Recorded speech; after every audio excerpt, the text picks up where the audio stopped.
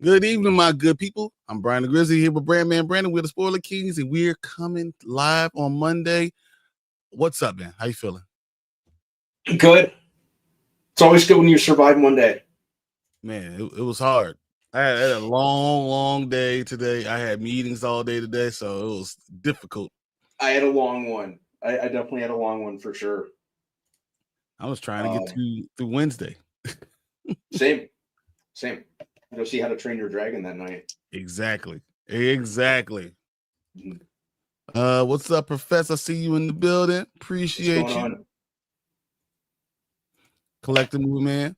No, I read all your comments. I'm gonna wait till Tank gets in because I agree with a lot of stuff. What's going on in California is crazy. What's going on everywhere in this world is kind of crazy right now. And this is kind of why I take this time to kind of go and get out of this whole realm of all the stuff that's going on. Sucks.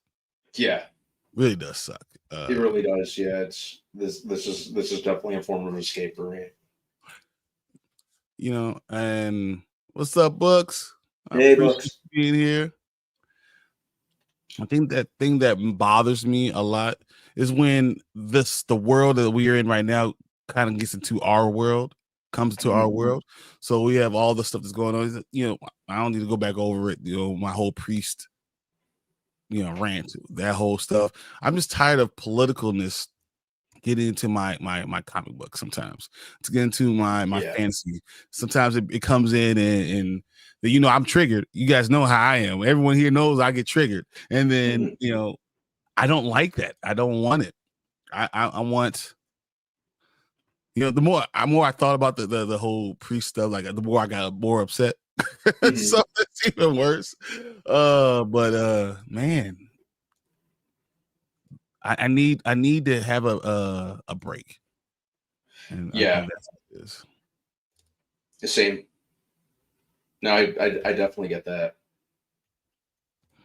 You got Kevin in the building, says David Zaslav, trying to please shareholders by paying down the debt. Feel bad for Warner Brothers employees. No company deserves to split up.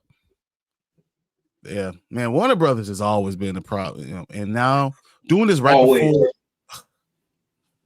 It's so frustrating. Right before the Superman thing, and I know you can have excuses, but it affects everybody else,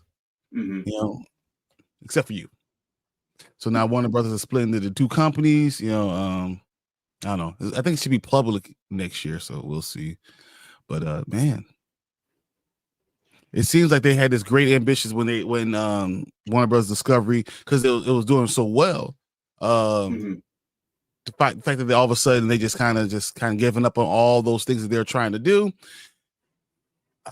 So they're gonna have the streaming service part, streaming in the studio, on one, and then you have the rest of the stuff on another. So like you have your global networks on the side, different, and I think they're doing it. Well, companies don't necessarily split because they're trying to make to eliminate some of the debt. I think it just allows you to do write off more things. And this stuff it's not supposed to happen till 2026, I believe, as I said. But it's just with HBO Max and losing money on a lot of the movies and Warner Brothers TV and all this stuff. I understand what's going on. I mean, so Warner Brothers own other like brands, like other TV shows, TV networks, right? Like Warner Brothers owns TNT, right? I think they do. Yes. Yeah. I think it's CNN and TNT, and of course Discovery, and all those things. So like, it's so much stuff that they have. Splitting up is going to change a lot of this stuff. Kevin says families will go see How to Train Your Dragon live action in theaters, but it isn't going to be a mass success like Lilo and Stitch and Minecraft. You're not wrong. Well, it could. How to Train Your Dragon. I don't want to sleep on its following. Heck, I think it's going to have a really good global number. I'm sure it's gonna make the money that Lilo and Stitch is gonna make. Because Lilo and Stitch is already at $772 million. Yeah, it's nuts. You know, they're gonna make. I don't think it gets to $1 billion. I think it stops at like 960. You know, I think was Minecraft over 950 now, like 952, 951. So, I think so. You know, I can say Lilo and Stitch maybe just passing it up. Collector says, I just really wish someone would get rid of this. You know what I mean? I'm not even trying to start that. There's too much. But you know what? I think this goes back to what I started saying at the beginning. You know, too much real life is getting into all our world, and it's hard to take a break because the world is just crazy right now. I know. Yeah, it's heavy, and that's more than I care to get into tonight because I deal with it more than enough. So I will respectfully, Collector, tonight say no comment. Fernando's like, "What's up, everybody? We got Tony in the building. What's popping? What's popping, bro? Oh man, there's a few things I want to get into tonight. So once we get through all this stuff, I'll bring some of that stuff up. Warner Brothers is having a great year for both thus far with Sinners and Minecraft to make hits, and Super is on the way. Super, I still don't think it's going to be what you guys think it's going to be. I still think it's going to be around 650, which would be a very good movie. But I don't think everyone that says it's going to be $1 billion. I just don't see it. I just want it to be good at the end of the day. That's all I want. I just want it to be really, really good, and for us to get characters off of it, and to be focused enough that we can enjoy the beginning of it. And I do worry that there's too many characters in it. I do worry about it, but at the end of the day, if you're doing all these rewrites and everything, I think they're looking at it too. And they're trying to say the same thing too, like, oh, okay, this can't be bad. So they're doing and taking the right steps to make sure this is a good movie. But I don't think we're getting that $1 billion movie. I hope we do. It's just hard, but where it is, right? Between Jurassic World and Fantastic Four, it's just hard. It has to be the greatest movie like that DC's ever put out, and the time period that it has to make that $1 billion. So Collector says, "Are you guys looking forward to tickets going on sale on Wednesday for Superman? I'm going to get my tickets for July 8th for the early screening. I'm grabbing it as soon as possible." Yeah, I'm probably gonna do that myself. As soon as we can, as soon as I can, I'm going to be there. I want it to have good pre-sales, but I'm also interested in what the numbers end up being afterwards. So, Tony said, "I just watched Predator Killer of Killers. It was dope. Did you get a chance to see it yet?" Most of it. Yeah, I watched most of it too, and Predator seems like something I can really get into. Same. Always been a fan of Predator, so every time I see what they've done in the last couple of movies, I mean, they've been really good. The good stories, and it hasn't been done so much that you're already worried like they can't do the same storylines. You can kind of make different changes and be creative in the story, and people are going to be like, "Yeah, this works." Yeah, they're not oversaturating things, and the guy who's kind of been handling a lot of the Predator content, I think he really gets it, and he's making the most of the premise and kind of what you can do with Predator. So I'm there's a lot you could do with it, but I like that they're not running it into the ground. I agree. I like it. I like the content. I think it's good and it's fresh and it's something you can continue to use. So that's always good. What's up, Maria? Say hello, movie lovers. How you doing? Hey, how's it going? Like says, I really want to watch the Predator movie on Hulu. I just can't stand the commercials on Hulu. It drives me crazy. You know why it doesn't bother me? Because I'm used to regular TV. Same. I have Hulu Live TV, so it's just regular TV, and then seeing it again, I don't care about the commercials. Yeah, I'm pretty numb to the commercials. I know a lot of people. We talked about this last time. A lot of people can't stand the commercials. It don't bother me at all. No.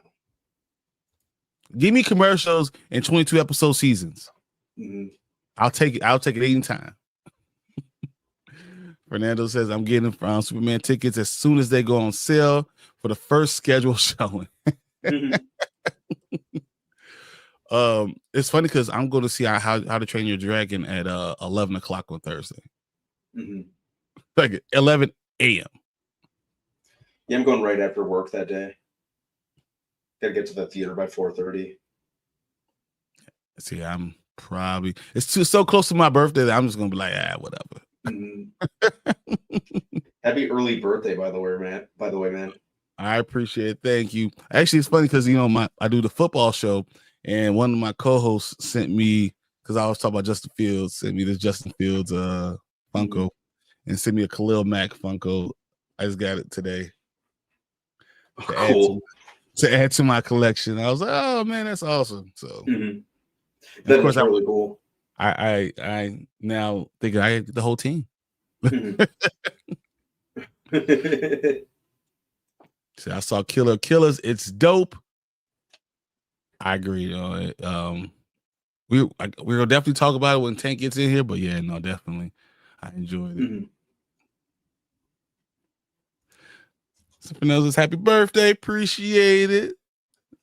Books, Girls, and Purrs, happy early birthday, appreciate it. Thank you. So this is probably a good point to tell you, we're not going to be on Saturday night because I'll be too drunk. It's going to be a bad day. Yeah, I don't know what I'm doing. I'm going to try to get over there on Saturday because I have our I'm going to be out in the south suburbs for our family's garage sale during the day. You had the garage sale, yeah. Yeah, which I'm really happy to nip in the bud, by the way, because that garage has just been like a several-year-long project. Oh man, no, that's hard. Yeah, and to see all of the clutter just over the weeks just fall away, and you can actually see the shelves, and you can actually walk through it now. There was that much stuff in there. Oh man, it was a landfill. But that's why you have to make sure you clean it out and sell it. Yeah, don't let it come back. Mm-hmm. So yeah, there's a sense of order to it now. That's awesome. What up, Hazel? What's up, man? So you can come by. I'm gonna have lots of food, lots of all type of stuff. Anzo, so I do this, and then Anzo says, "Have a shot on me." You know what, Anzo? I will have a shot. I have this Crown Blackberry that I will take a shot. I appreciate it. So let's go ahead and early birthday celebration. I'll take this shot. Everyone saying happy birthday. I appreciate it. Thank you, Maria. Did you see that I finished that Hurtless Hunter? Yes, I did see that book. What'd you think of it? I thought it was pretty good, but sad. It was 100% sad. There's another book I want to recommend to you, but I'll do it after we're done with this because it's much better. And it's a happier tale, and it's very fantasy based. So I'll talk to you about it in a little bit. Happy birthday, homie. Appreciate it, Anzo. Happy early birthday. Thank you guys. So I hope you have so much fun you forget what happened. That's happened in a lot of birthdays, man. That's my 21st, my 30th, and now my 40th. I'm pretty sure it's going to happen again. But for Anzo and this shot on him,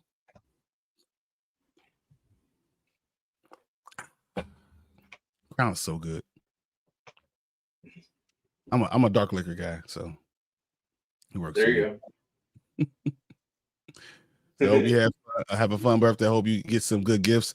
You know, because I'm like the dad, I actually hope that I don't get good gifts because that means they spent too much money on me. If they spend the money on me, that means eventually they're going to run out of money and they have to come back to me. So don't give me. I like that. But thanks for all the love, guys. You guys are awesome. Really appreciate it. So I'm probably on Thursday. I'll probably still be here, but I might have to leave early because we got to clean up so much.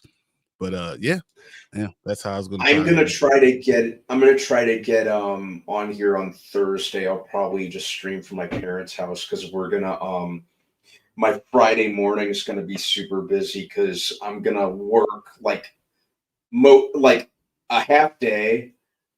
While I'm simultaneously working, I'm going to be overseeing that everything is good for the garage sale. So I'm going to be at my parents' house, and then early afternoon, I have to head all the way down here for my buddy's retirement. Yeah, party. Retirement party. Yeah, right. Yeah. So I don't know. Like, I'm trying to hash out if I'm going to get an Uber all the way from the south suburbs to freaking Wrigleyville. Because we're starting at Murphy's. Yeah, you're right. We're starting at Murphy's. We're starting at Murphy's down there. Right next door to my restaurant. Right next door to your restaurant. And then walking to, the game, which I already have tickets for. And then doing like whoever knows what after that. Having too much fun. That's what you're going to be doing. Having too much what's fun. That? You're going to be having too much fun. That's what you're going to do. Too much fun. Yeah. So like adulting in the morning for a couple hours, and then freaking heading all the way to probably my best bet is to just get an Uber all the way over there. All right, $40 man. Which I feel like doing, but I think the only other way is get an Uber here, drop my stuff off, and then hop on the red line and go straight to Wrigley. Or you go to your sister, like have your sister drop you off. She's going to be there for the garage sale. Yeah. All right, but for Anzo, I had the video. Wouldn't put one up for you because for thanking you. What else I going to do for you? Oh, you know what? I actually saw because he was talking about Star Wars and everything he said Star Wars. I only have one thing to say to him. And as much as I really do love him, this is what I think. Stop it. Get some help.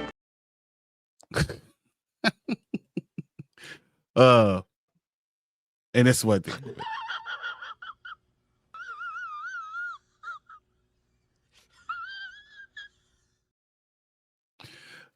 But yeah, no, you had a real good stream. I was watching it, bro.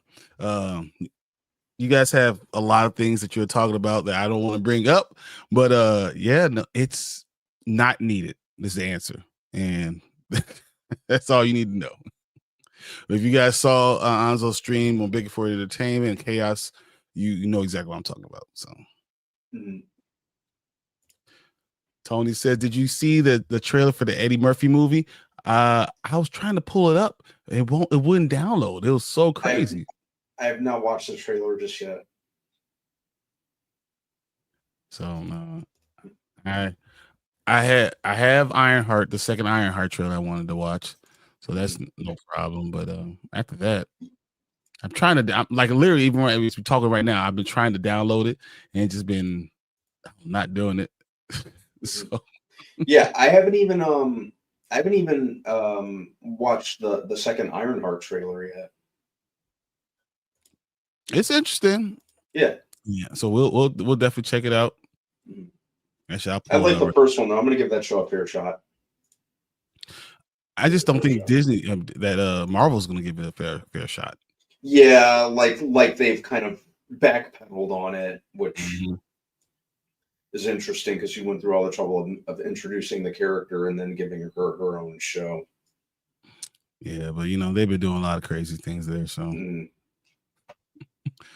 Yeah. So I'm gonna try to download that Eddie Murphy one too, Tony. So if I lived in Chicago, I'd definitely try to come to your birthday. But the only thing is, I wouldn't be able to drink. I haven't been able to drink for since I hit 21.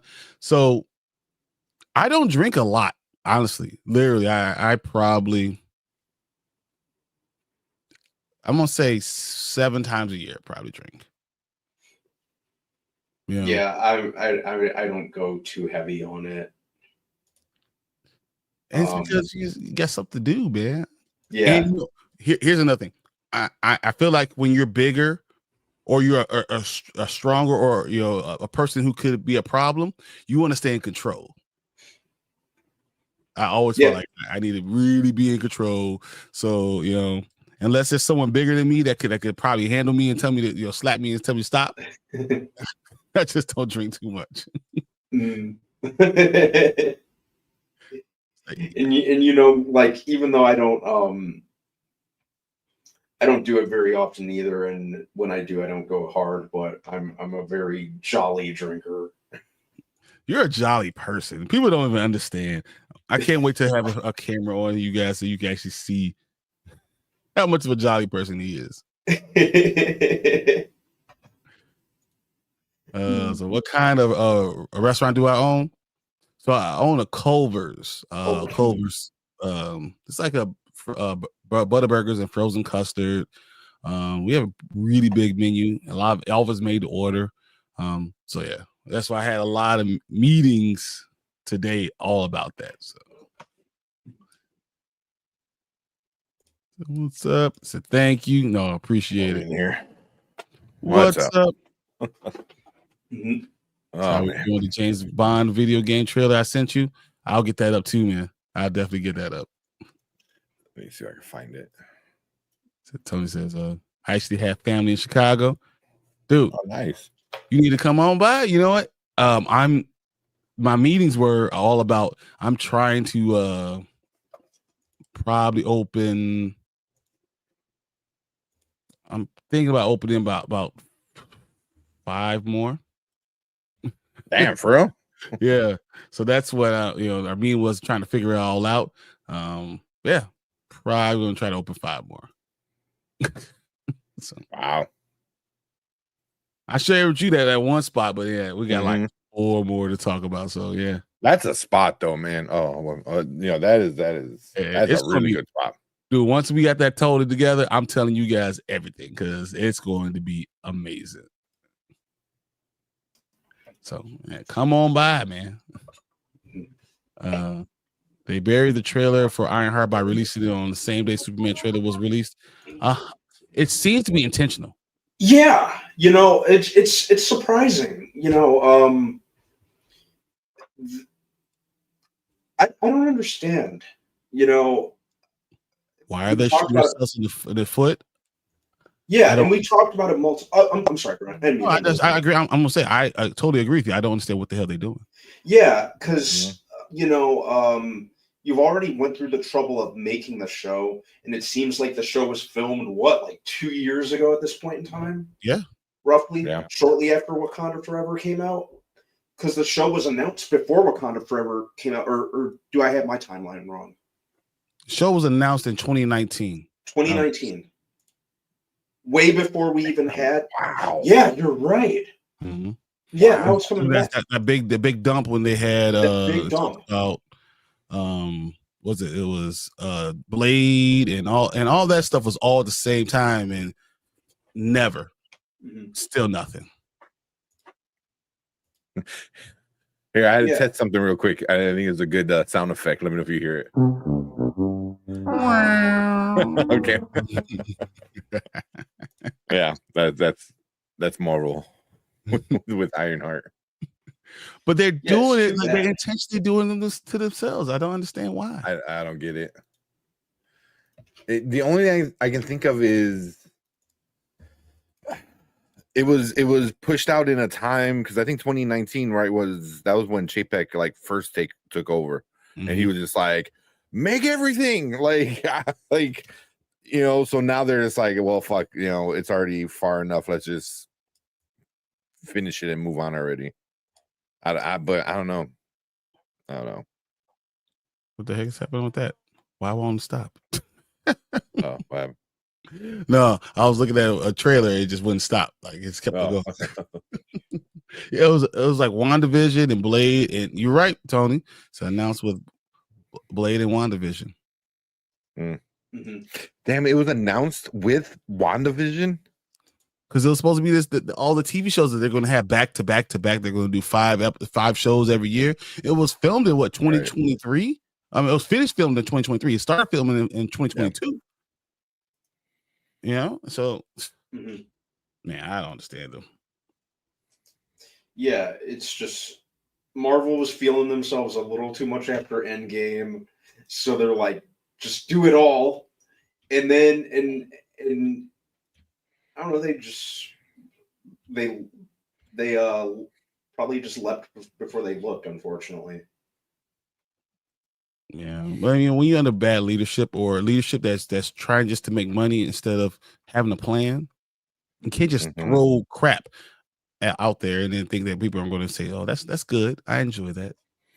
Yeah, and I think I don't know who thought that Marvel was in a place where like we can't lose kind of attitude, you know. I mean, they did run the world for a while. Oh yeah, they really did. It was like once upon a time they couldn't miss. It was crazy. They were just the highest grossing movies that they are all having. I mean, Love and Thunder made $1 billion, guys. They didn't make $1 billion. That's wow. I didn't know it made $1 billion. Holy shit. Yeah. Despite what we thought about it, yeah, it was terrible. No, it was terrible. I mean, everyone knows how bad Love and Thunder is, right? Yeah. Oh, man, it was not many people I heard like said they like it. So it made $760 million. I'm sorry, it didn't only make $760 million. How did it make $760 million? That's still a lot. The highest Ant-Man movie. What do you think it is? How much money? What, Ant-Man? Quantumania. No, I was surprised Ant-Man and Wasp probably made more, right? Quantumania was pretty low. The first one made 519. The second one made 476, and then I think Quantumania made 420. Right now. Oh, so no, it was Wasp. No, you're right because it said internationally made 400 million. Worldwide, Wasp made 622. And then Love and Thunder made 150 million more.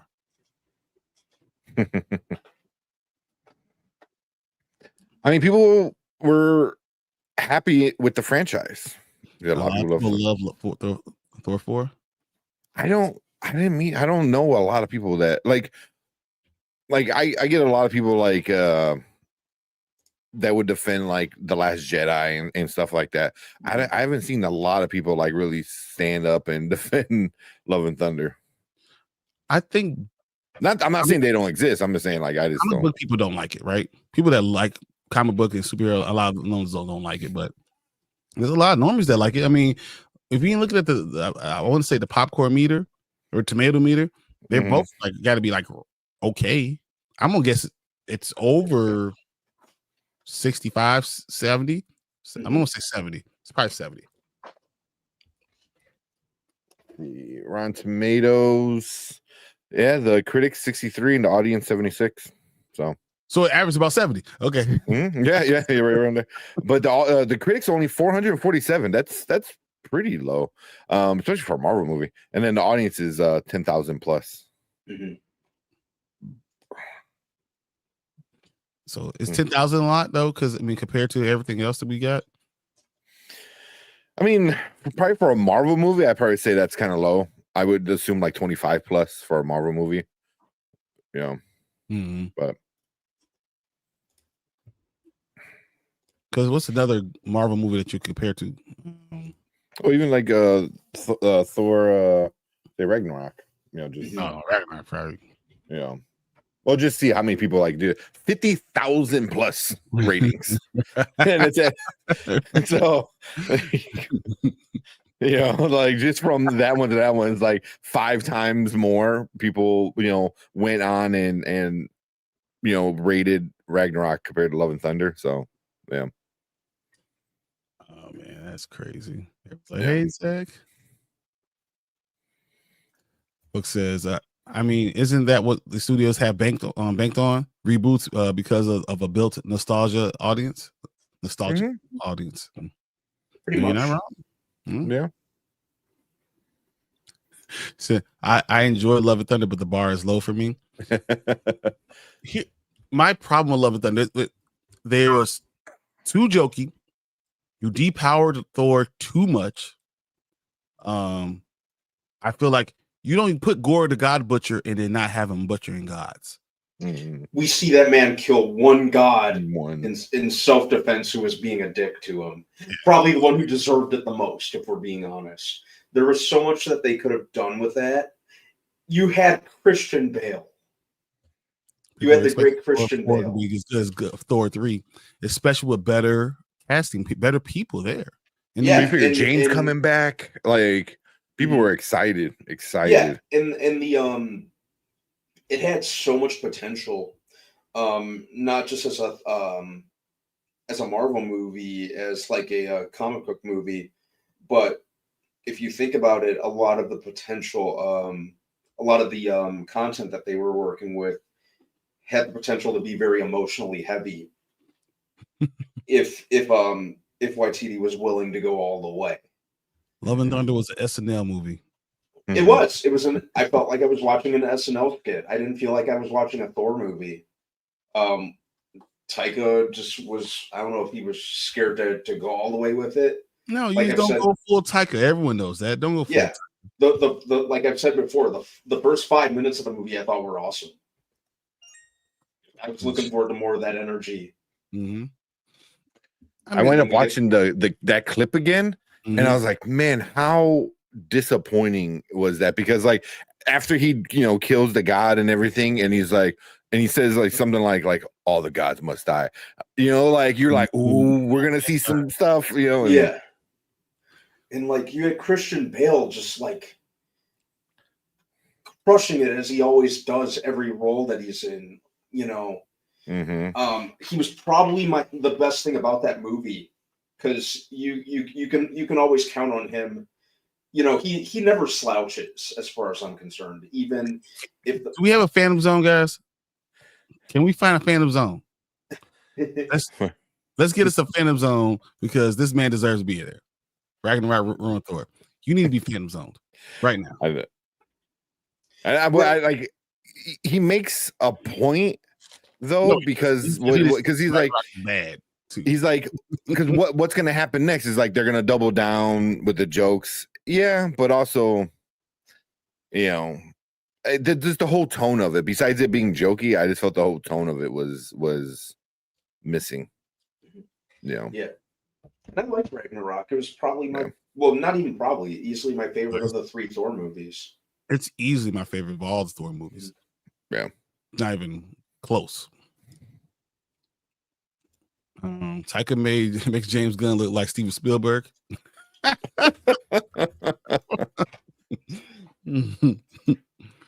Russell Crowe and Christian Bale were wasted. 100%. So hopefully George Miller does Thor 5 and get him back on track. So that was a big release today. I mean, Daniel RBK saying we've already heard that there's going to be a third Thor 5 and that Taika wasn't coming back, but now it was released in this time where they're focusing on new content. So I thought that was interesting that they're releasing this idea that Thor is going to come back, is coming back definitely, because we've heard that he's going to die in Doomsday. So if he's going to die in Doomsday and he's coming back for Thor 5, I guess you can always, you could do that. It makes perfect sense.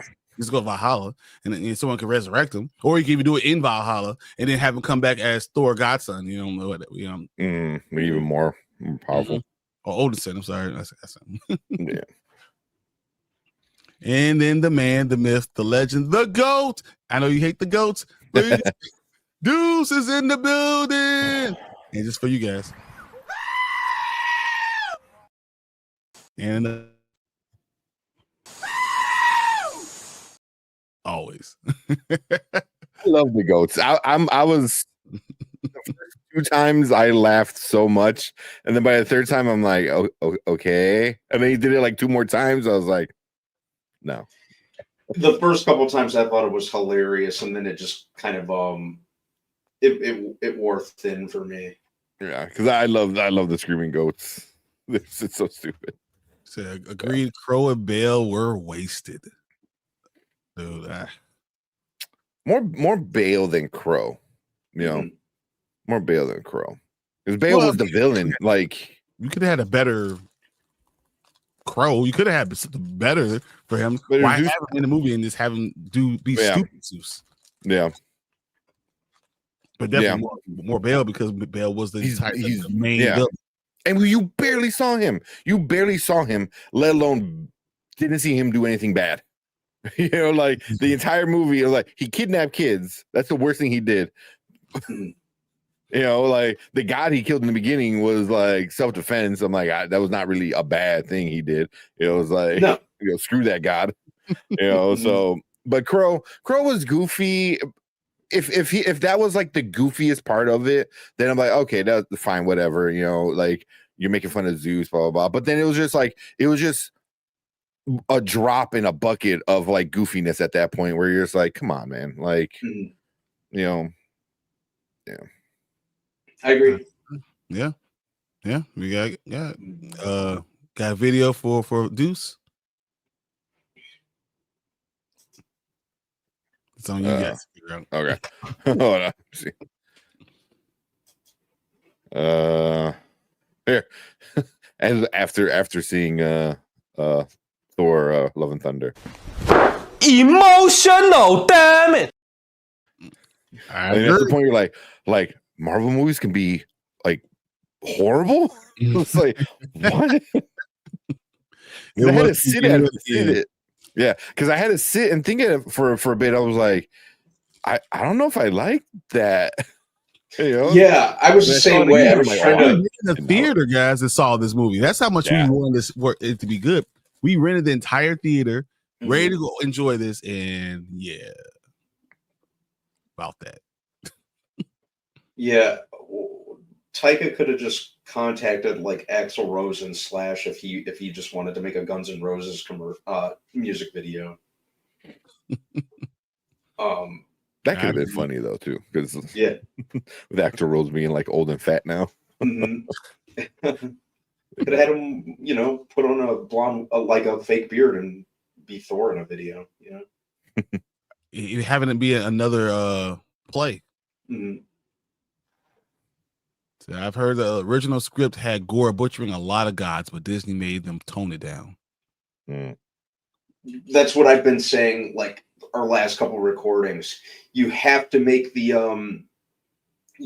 most of your premise. You know, go all in, go big. You have to, and it's not even that they didn't make the most of their premise. They barely even did anything with the premise that they had. That could have been awesome. You know, just having Gore go from place to place. He could have showed up at you know, like the whatever the planet was called, where Nowhere. they went to visit Zeus. Nowhere. No, nowhere. They could have went to nowhere. They could have went to wherever Zeus was, you know, and just have him like storm the place while Thor's there and just like start laying waste to everyone. Which would really showcase how big a threat he was. I thought there was a lot that they could have done. You know, I always say the villains is probably the biggest part of the entire movie. You have a good villain, you're going to usually have a good movie. If you have a bad villain, you're probably going to have a bad movie. Yeah. And isn't that weird one where you're like, you do have a good villain, you just didn't use him. So it was like, what are you doing? You know, like, what are you doing? You have a good villain. You have an amazing, very, very proven, established, and acclaimed actor. That was my favorite potential thing about Love and Thunder when I heard it was being made. Like, I was like, my favorite, like the biggest thing I'm looking forward to in this movie is Christian Bale in the MCU, which I love, playing a villain that could be that he's very suited for.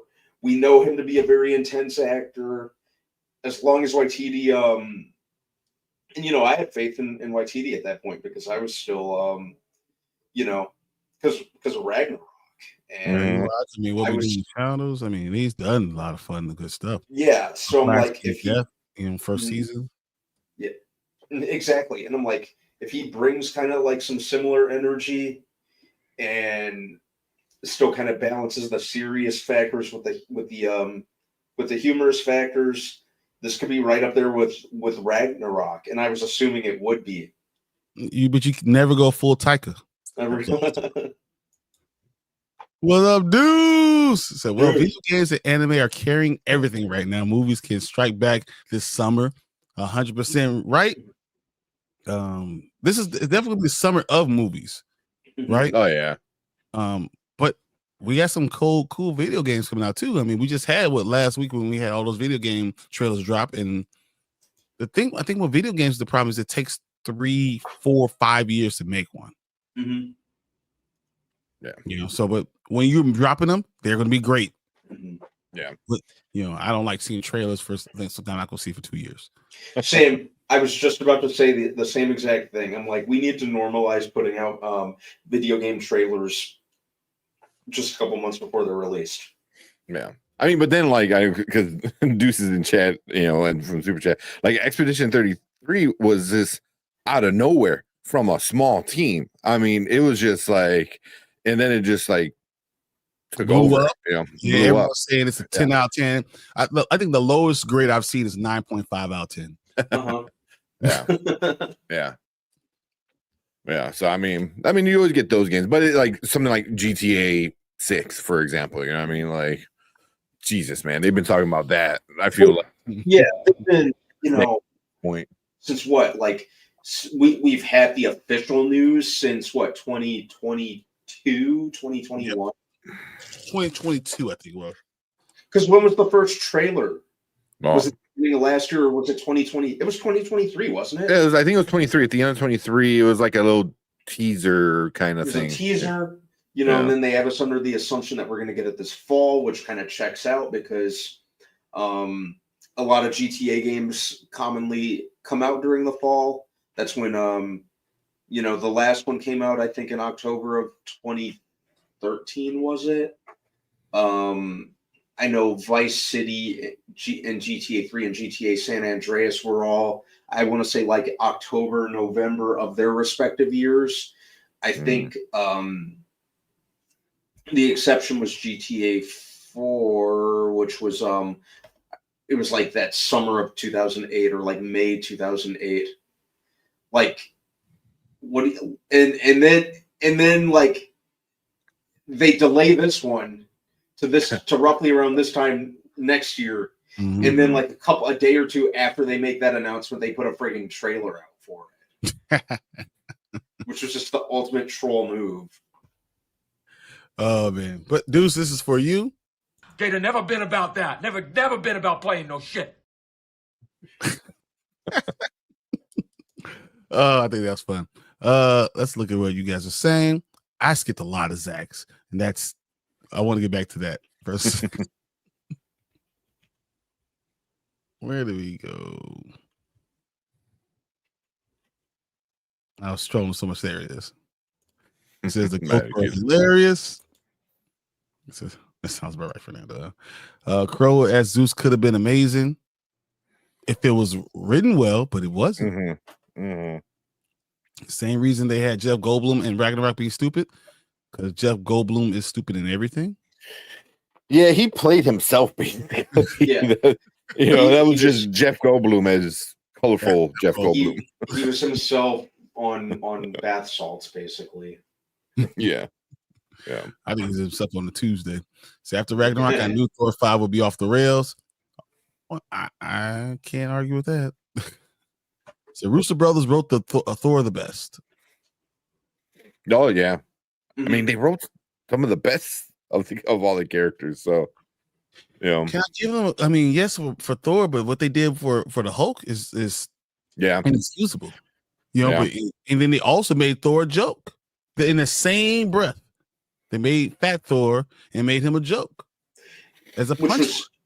which was interesting to me because they were dealing with some heavy subject matter with him that they really could have done more with, but unfortunately, all the other characters around him, I think, were the problem, if that makes sense.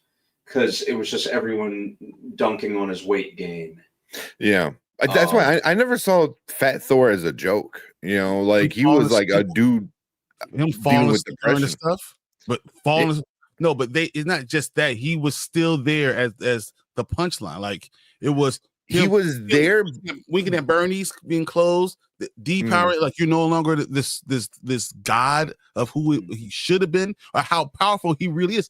And the Russo brothers said they had problems with having Thor and Hulk, and that they had to depower him to make the story. Well, they depowered Hulk. They never depowered Thor. They took him out of the game. It's for me. I always saw Thor as like.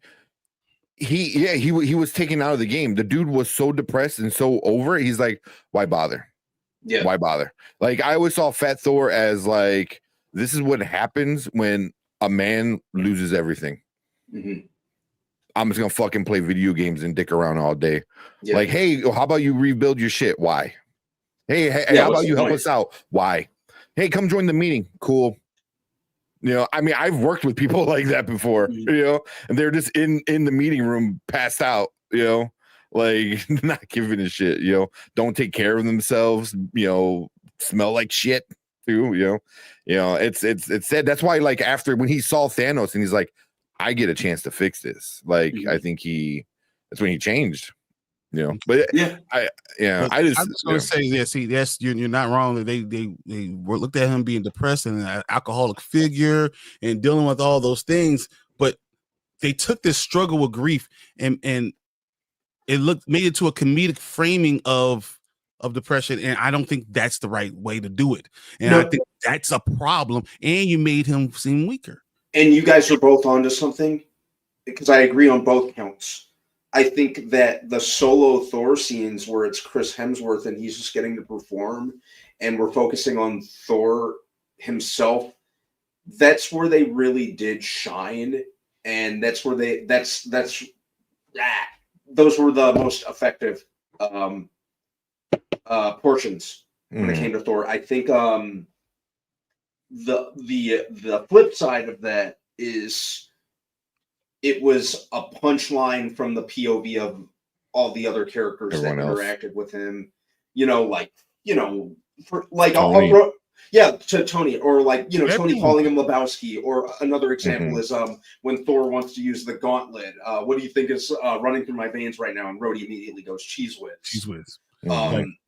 So he was no longer a mainstay.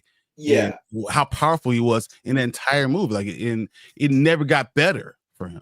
Yeah. So, like, what I'm getting at is, they did great with the writing for Thor himself. Pretty much everything from his POV, only to what's the word? It's not. I guess I'm going for undercut it. It kind of is, because I mean, I guess from what the other characters. Because what you did with Ragnarok and all that character development and all that power that you saw him go through and finally get to this point where he's understanding who he is, and I'm now ready to lead my people to where it needs to be, and then immediately take it away. So what was the point? If I really want to be someone, I will say that so Ragnarok almost doesn't matter.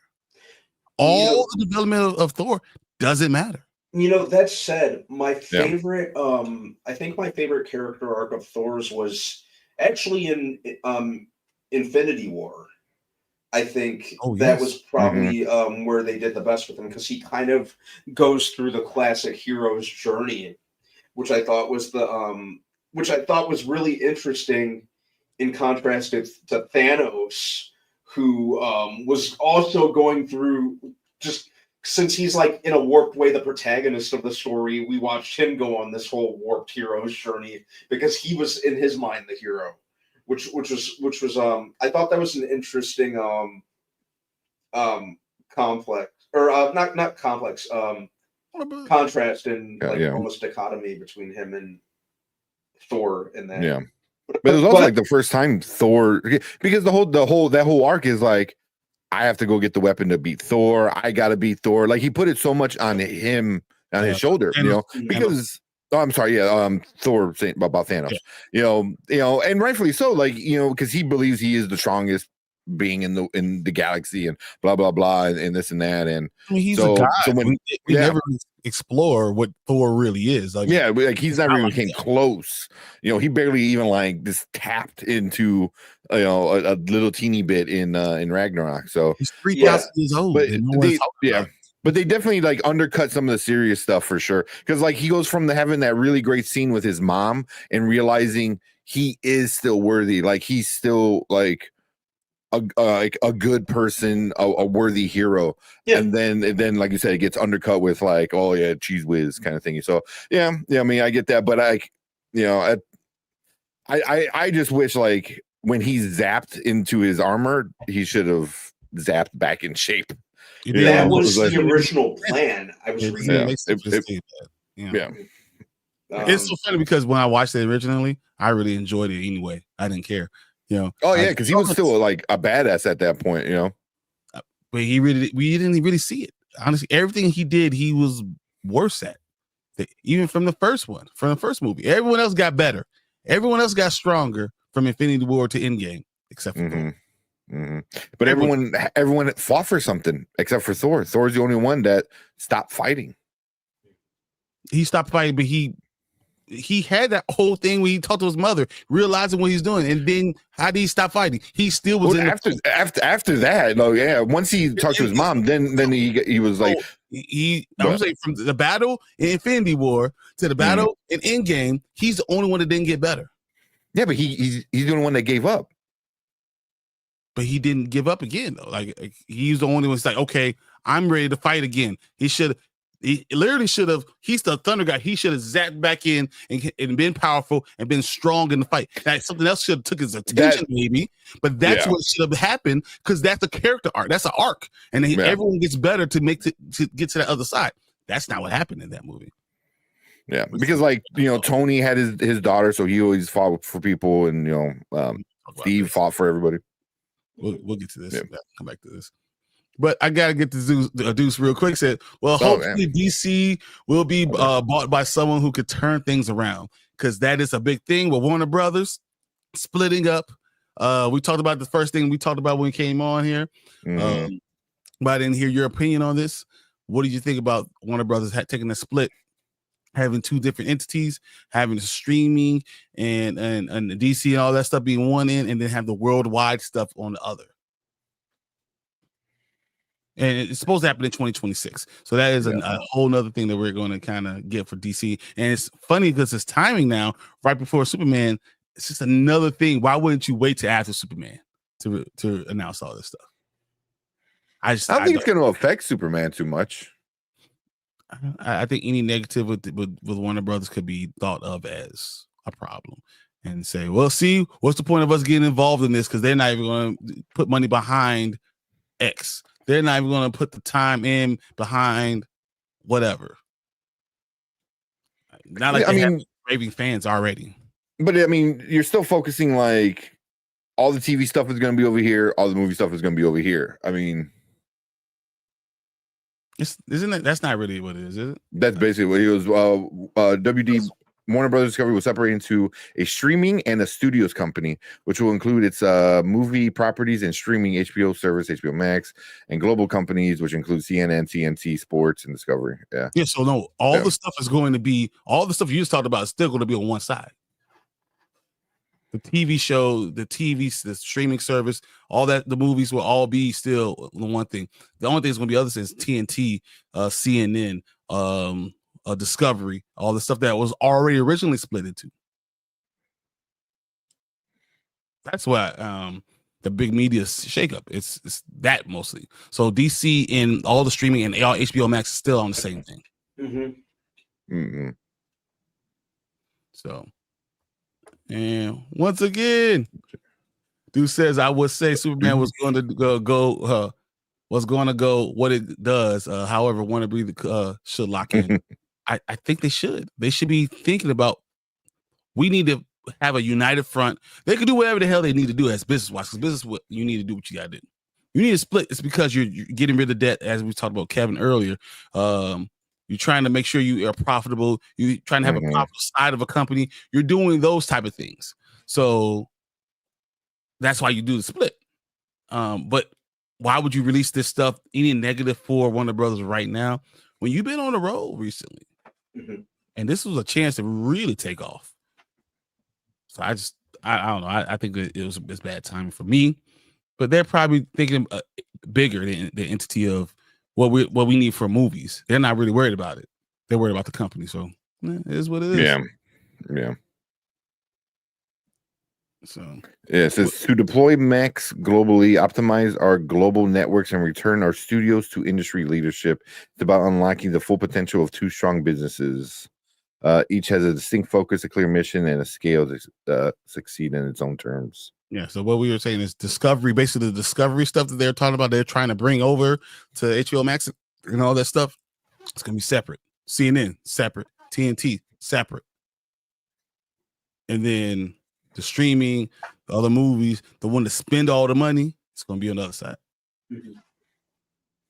But that's exactly the opposite of what they already did, right? I mean, when Discovery bought all of this stuff and they brought Discovery over.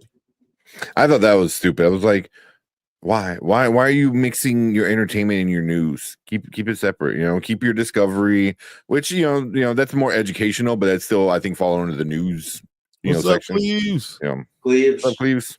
But yeah, I'm kind of glad they're splitting it up too. Like leave CNN and Discovery and TNT, like stuff like that, like on its own. Leave the studios, the movies on their own as well.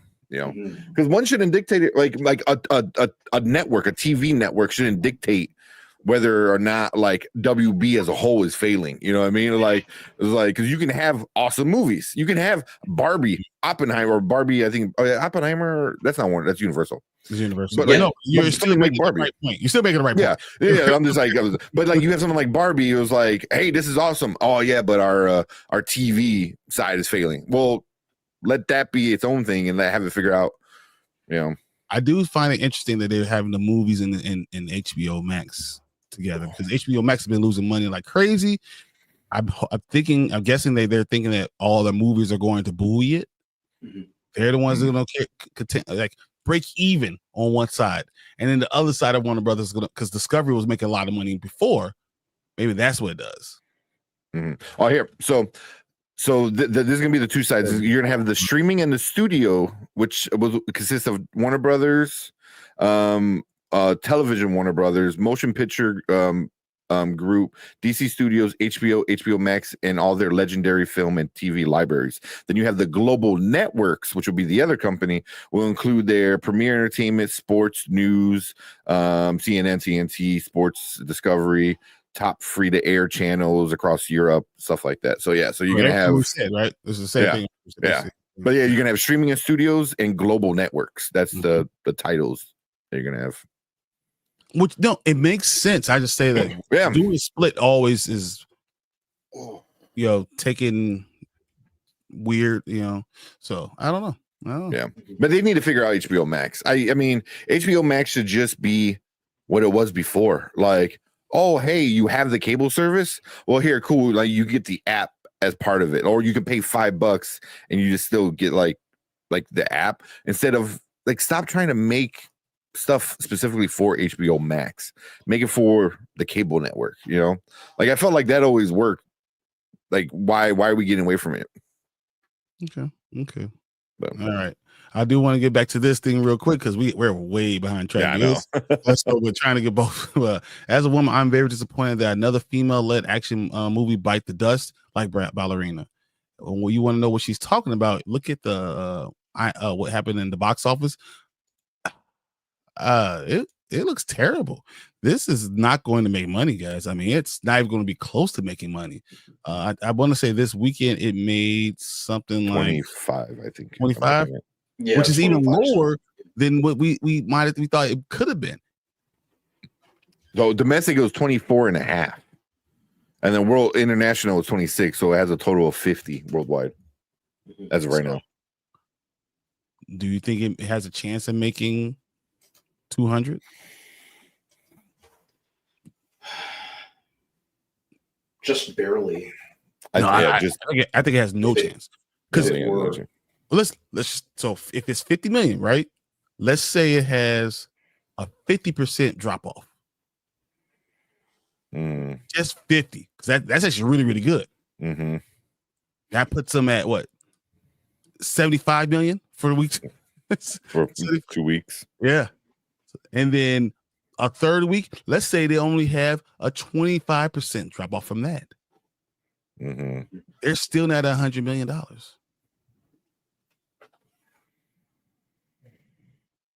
I'm just looking at how it works. I don't think it gets there. Let's see what was the last one called? This is John Wick 4, right? Because John Wick 4 was the most profitable one of the series so far. When did it do opening weekend? Opening weekend it made almost 74. Domestically or domestic it made 74. So it made 3 times more. Yeah. I don't know, man. So do say Meridian. You didn't like Ballerina? I mean, the box office. Yeah, I guess. Yeah, definitely box office. But I think the movie, we already talked about how good the movie is, but yeah, it is a disappointment box office wise. What happened? This weekend was really, really weird. Lilo and Stitch went back to 32.4, but even Lilo and Stitch now is slowing down to a point where I don't think it makes $1 billion. I still think it does. It's okay. What is that? 770 right now. This is week 3. Wasn't Minecraft further than this? And Minecraft's at 951 right now. I thought I read somewhere though. Let me see if I can find it real quick. Where Lilo and Stitch opened up to a couple new countries, but the numbers didn't come up. All right, I'm gonna skip around a little bit because we are real bad.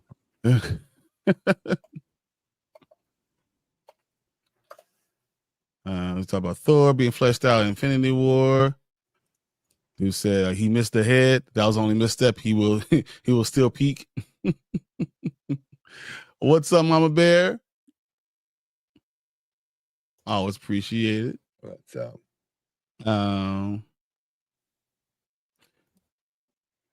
So Zach says, watch the first 2 episodes of Murderbot on Apple TV. I'm liking it so far. Yeah, I've enjoyed Murderbot a lot. It's fun. It's fun. I haven't read the books. My girlfriend Erica read the books, and she's like, it's the same vibes, like the inner monologues and stuff like that. So it's good. Yeah, Danny, what's up, man? What's up, fellas? Did I miss the discussion of Killer or Killers? No, we've been waiting for Tate to get here, so we should have it soon. Yeah. Oh, let me do something real quick. What's up, man? Glad you in here. Appreciate you. It said Tony said HBO Max should be HBO streaming. It should be the same. It should be one. They should. Yeah, they should definitely be one and the same. Yeah.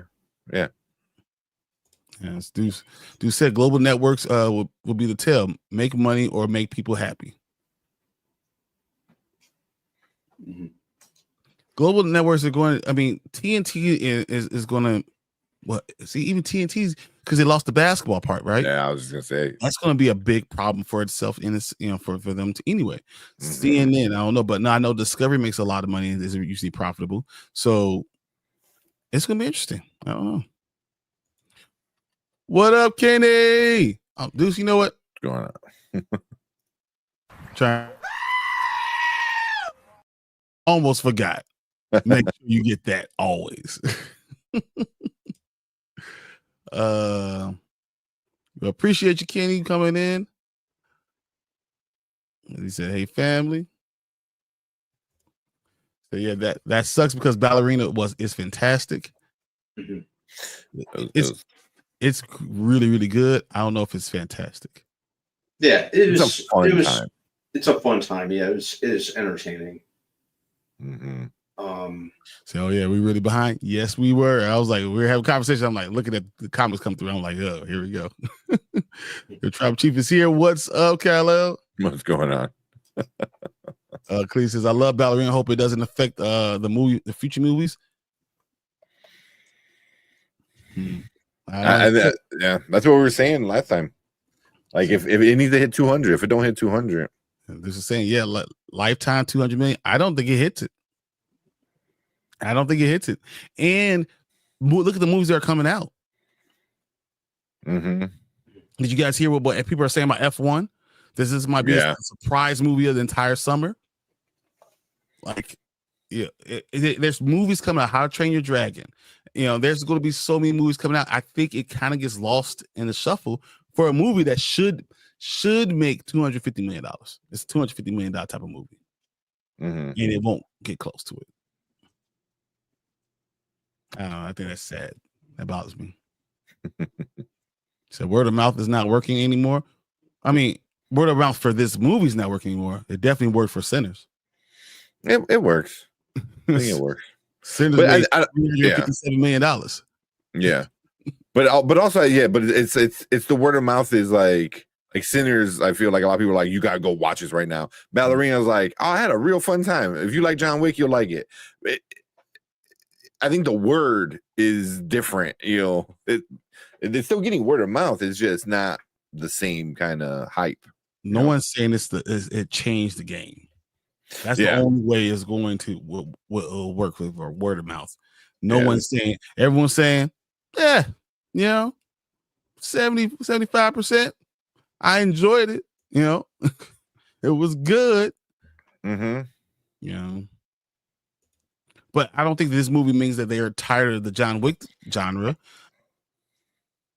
Agreed. That's what I'm kind of asking myself. And I think that's why they spoiled that's why they gave away the John Wick reveal in the ads rather than keeping it a secret, in the hopes that might help sell the movie. And probably on top of that, adding such a drawn out subtitle to the movie from the world of John Wick Ballerina really rolls off the tongue, doesn't it? Danny says, nope, no one cares about Ballerina. John Wick's shelf life is about to end. The last John Wick was very underwhelming to me, though it made a lot of money. That's crazy to say it's underwhelming. Mm-hmm. And I could see how people could kind of get a little, kind of like tuckered out from John Wick, because much as I like the John Wick movies, sorry, I forgot the leg. I could see how someone could get a little fatigued by it. But it's really sad Ballerina didn't do well. I really enjoyed the movie. It's because all these kids are going to go see Lilo and Stitch. Not a lot of people went this past week to anything. And that's why we're about a new movie that might have traction. Any of these new movies that having traction are going to hurt it. And that's why I don't think it makes. Maybe it's the 160. Maybe. Yeah. I mean, look what's coming out this weekend. How to Train Your Dragon. That's what I said. Yeah. What's the projections on that one? I mean, that's gotta be pretty high. Because I heard mixed stuff, but I heard more positive than anything. It's not, the projection is not as high as we thought you'd think it would be. Because I was thinking like 75. That's what I was kind of thinking. Worldwide? No, domestic. Ooh, let's see. Projection. I feel like a lot of people are going to be hyped about it. That first weekend.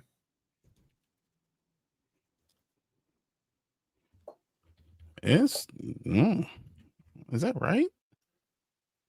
What does it say? So one of them says 80 and the next one says 60. I'm guessing it's going to be about, I was going to say even more than 80. I was going to say 85.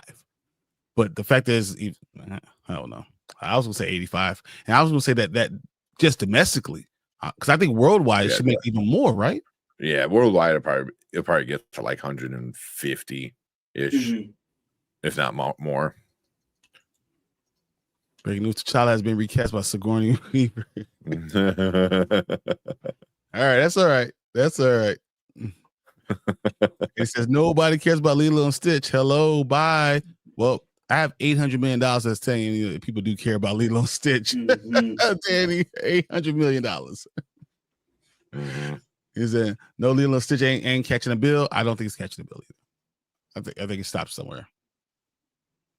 You know, it's not with you, Danny. Tony says Apple and Amazon are cooking with the shows. Yep, I agree. Oh yeah. Fernando says losing the NBA is going to be a huge void for WB. I agree 100%. And Kenny says How to Train Your Dragon is going to bury Ballerina. It is. Oh yeah, it's gonna bury everything. But if Ballerina hits that and then only makes $10 million this week, and then has to drop the third week, we're gonna be sitting there looking at the Marvels type of numbers. So last John Wick was great though. Should have been the last John Wick movie, but there's definitely stories from the world I'm open to.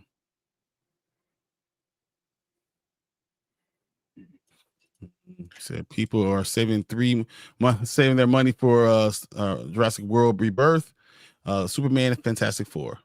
I agree. Yeah, I haven't seen anything this weekend or last. And he said, I don't know if Lilo and Stitch demo is the reason why Ballerina wouldn't do well. I think those are two different audiences. I agree. They are two different audiences, but I still don't think that they're going to make the money. And Deuce comes in with two back to back. As he said, again, movies are trying to take over this summer because they were getting steamrolled. Let's go E33. Let's go. E33 right here. E33. Gang. So I'm saying that I don't care about John Wick. I mean, Danny, it's okay to be wrong. It's okay. So for Deuce, we're gonna go first. Oh my God! Okay, it's happening. Everybody stay calm. What's the procedure, everyone? What's the procedure? Stay calm. Wait. Everybody calm down. Oh, I don't know what happened. Stay calm because he's coming with the GOAT. And then we have to go back to Danny's $10 super chat. Thank you, Danny. Oh, Danny. So I'm saying that I don't care about John Wick. And you know what we're saying? This is what I'm going to do for you.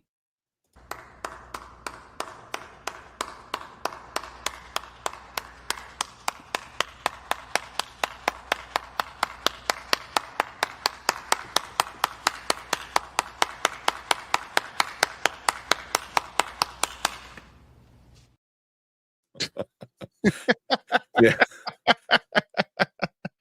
Oh, I love Danny, so I got him. I was gonna play this one for Danny because when he says this, that no one cares about John Wick. Stop it. Get some help. What?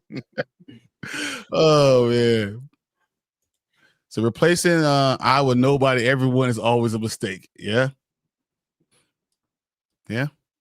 I hear you. So, Brad, the last stream is catching the bill. See Silva be lying out there. Well, I mean, the numbers are changing. I'm not going to look at the numbers and say I know what I said, but I'm going to stick with what I'm going with. Now I'm going to change it and say no. What's up, Dre? Dre Mac. Yo, Dre Mac. Appreciate you jumping in, man. It's kind of late for you. I mean, you have your shows. Got me get up early, trying to watch all your shows at 8:00 in the morning. I'm like, Lord. It's crap. But you had some real good comments, man. A lot of interesting things. I wish I was there to talk to you specifically about what we were getting from Priest. And whose white baby is that? Oh man, I gotta cut that one up. That should be hopefully coming out the next day or two. That one and Ballerina, but yeah. I gotta watch the one. Was that today or no? Yeah, it was today. Where with the calling the Fantastic Four woke or whatever. Yeah. You know, I gotta watch that one. I didn't get a chance to watch that one yet. What? God, I can't stand people sometimes with that freaking word. Yeah, I think it was what well, at least I think on your thumbnail you had the critical drinker, so which is not a surprise at all. No, that color me shocked. You know, he's an asshat. He said that's how many people were in Ballerina. Stop it. Even though that's really funny. It's funny. My theater was actually pretty packed. I was kind of surprised. Not mine was. Yeah, it was maybe like 70% around there, about 3/4 full. Which is not that great for an opening weekend, right? Yeah, I mean, yeah. So we'll never seen John Wick flick, so yeah, you're missing out. That's what I'm gonna tell you, fellow. You're missing great out. action movies. They're fun. Don't reason with me, Brian. Look, this is what I do. I want to reason with you. And they got $10 for dudes say exactly. We love John Wick, 100%. That's what it is. We love him.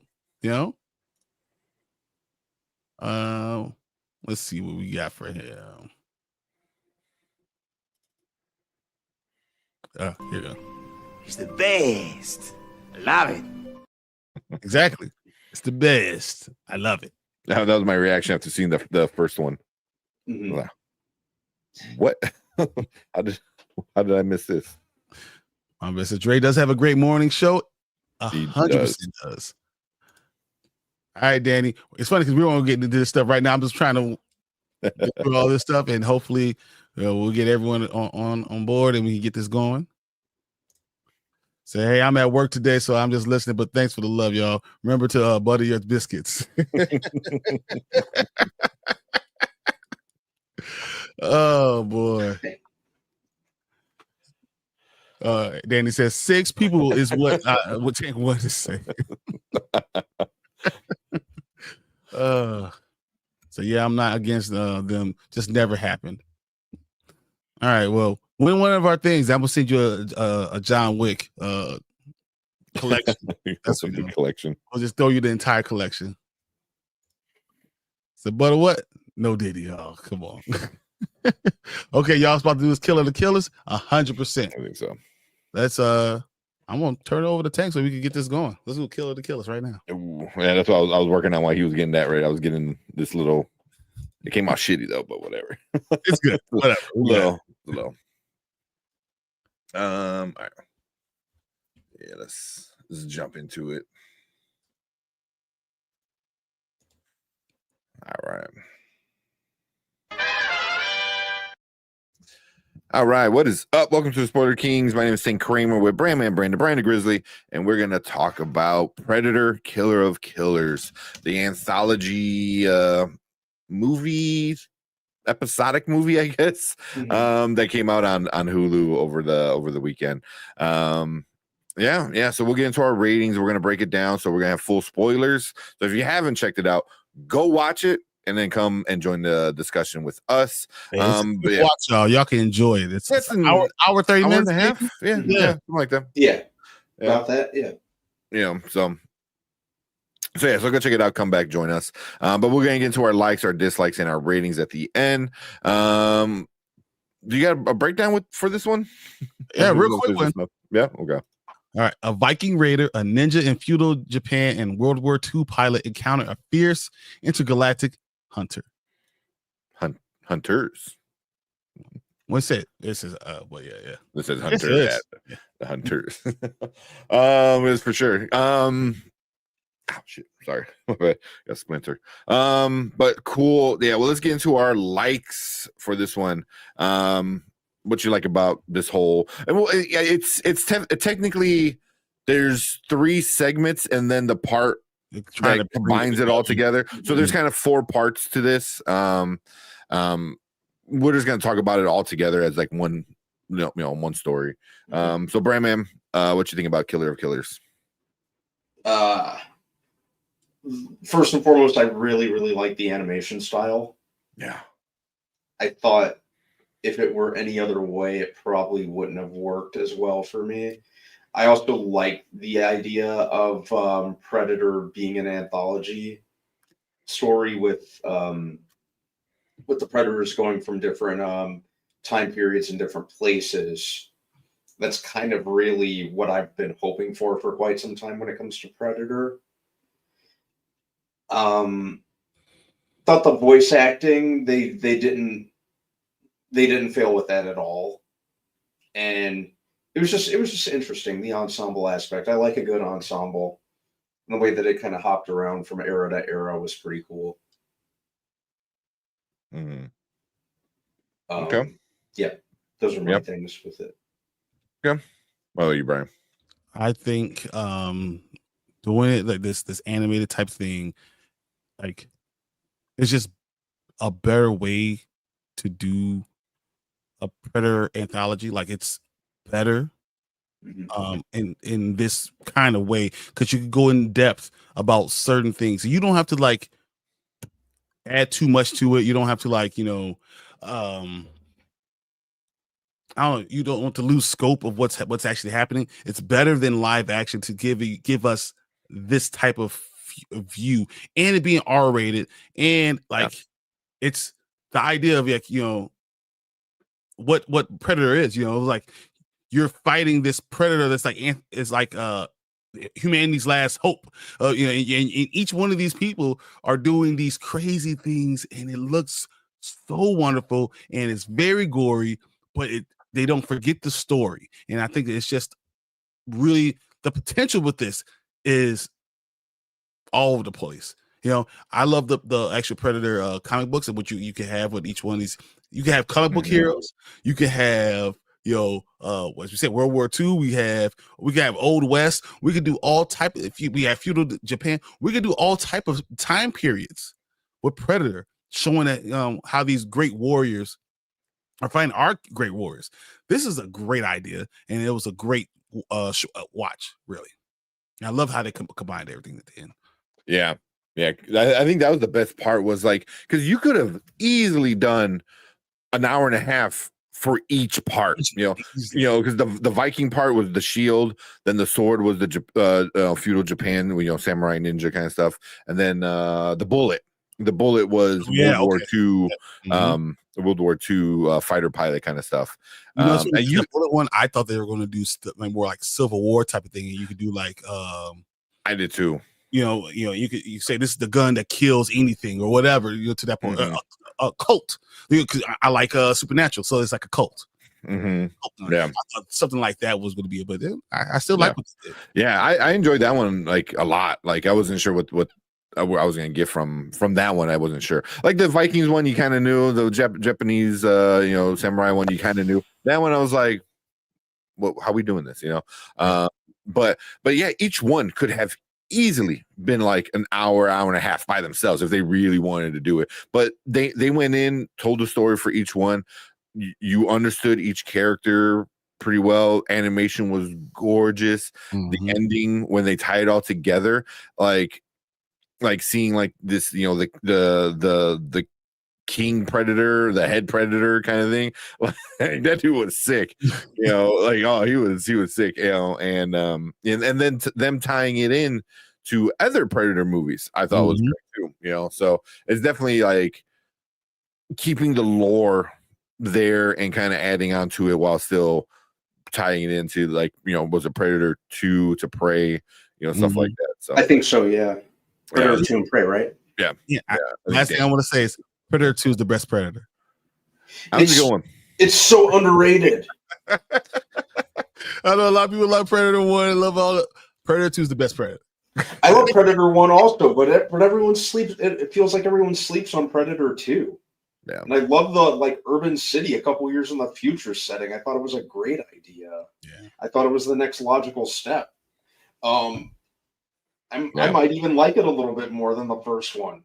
I do. I'm telling you, it's the best one. It's the only one you actually see someone kill the Predator. So, like, people are all over this stuff over time. That's the time. That's the only time when you see someone actually kill the Predator. So, but that's I digress. Predator 2 has a 29% on Rotten Tomatoes. That's wild. That's blasphemy. You know That's what? wild. That's blasphemy. You should Yeah. look yourself in the mirror and say, I'm wrong. Yeah, because it is definitely a fun time. It was a good one. Yeah. But Prey was so good, and Prey is kind of like really is what bringing this franchise kind of. I wouldn't say back from the dead because I don't think it ever really was dead, but it's definitely bringing it back to like the foreground where like it was like, oh, okay, we can do some cool stuff with this now. It's brought it back to people that didn't know existed. There's a lot of an entire generation that has nothing, no idea what Predator is, and that's what Prey did. It brought it back to this generation. Yeah. It was it served as kind of like you said, a fresh start to the Predator franchise. It was a clean slate, which we kind of needed after the Predator. And it was kind of a redemption of sorts for what happened with the Predator. I'm too old for this shit. Oh, Danny Glover is my favorite. I love him. That was a wild cast. It was because I had to look it up. Yeah, Bill Paxton, Gary Busey, Danny Glover. Oh man, yeah, Kevin Peter Hall. Yeah, it was. Yeah, but obviously the first one. That's the one where like an action movie filled with like wrestlers and action stars. So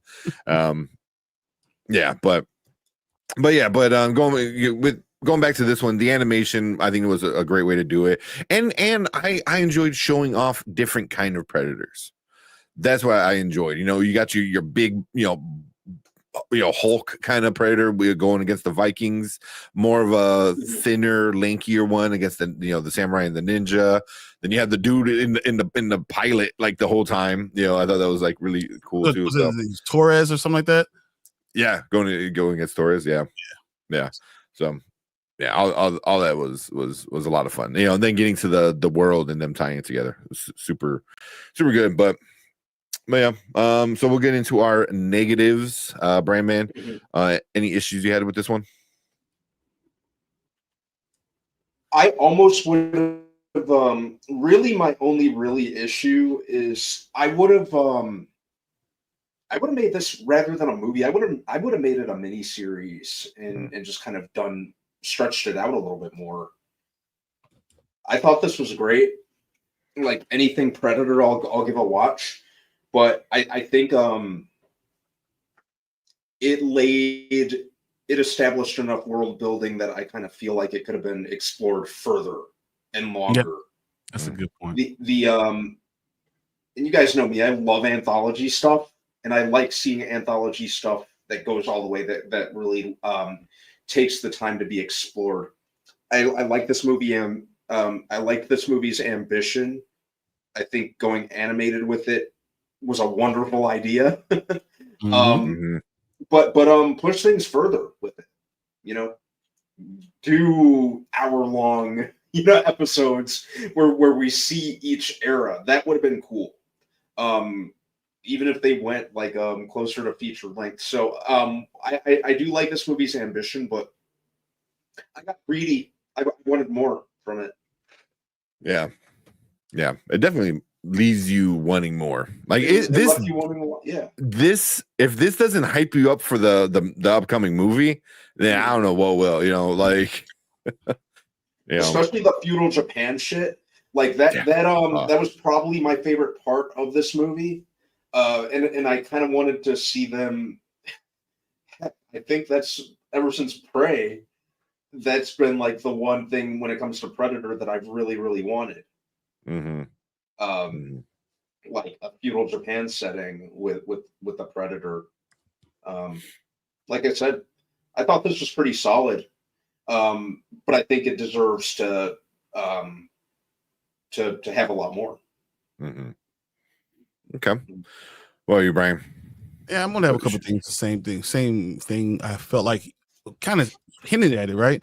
That each one of these parts should have at least had an hour of story. It was almost like it was cut short in each one because it didn't want it to be over an hour and a half, but they didn't realize what they had. I wanted to see more.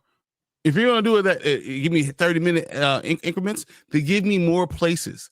Go to Civil War. Go to I don't know. You can medieval times, like King Arthur kind of times. You could do Egypt. You can go. Egypt. You can go all these different places that could be amazing. And this watching it kind of gave me an idea. This is not really negative, but what I wouldn't mind seeing this. You can do Predator with other series, not just Alien, but do other series like we can do Prince of Egypt. You could do Moses. You could do comic book characters. We've seen the comic book. You saw Black Panther versus Predator. You seen that? Batman versus understand? Yeah. You could go through different characters and kind of combine all those things too. I think Predator has a lot of legs that you can really have a lot of fun with. Can you imagine we could see Predator in Queens and going to Spider-Man? You know what I'm saying? Awesome, you see what I'm saying? Like you could do different type of things with this Predator thing. So I would be excited to see something different with it. But I loved what they did. I just want more. Yeah. I mean, there's a chance you could see it in the MCU or like a what if kind of thing because Disney owns Predator. Technically, exactly. So. It's part of the Marvel family. You could go ahead and do what ifs with Predator. Yeah. Well, the Disney. Yeah. Trace funny. He said Predator goes to Compton. NWA time. You go through the whole NWA. You seeing that happen, and the Predator tries to come in. We ain't gonna let you just do what you want.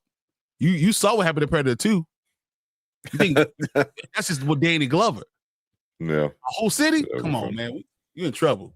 We have pieces of Predator being sold on the corner, man. No, 1980s Compton. That would be fun. Jesus Christ. Oh man. She says, "Please, no more what if." What if? I feel you. Yeah. But yeah, like agreed with what you guys said about like the negatives. It's also like a positive negative kind of thing. It's like I wanted more. That was the problem with it. I had a question. It really wasn't like an issue. It was just did they time travel? Or do they just freeze them? Because if they freeze them, then why are you going to wait so long in between those three people and get them together? You know what I mean? That was my only thing. Is like because I'm like I assumed it was freezing because they showed them in their little box, and they looked like they were frozen.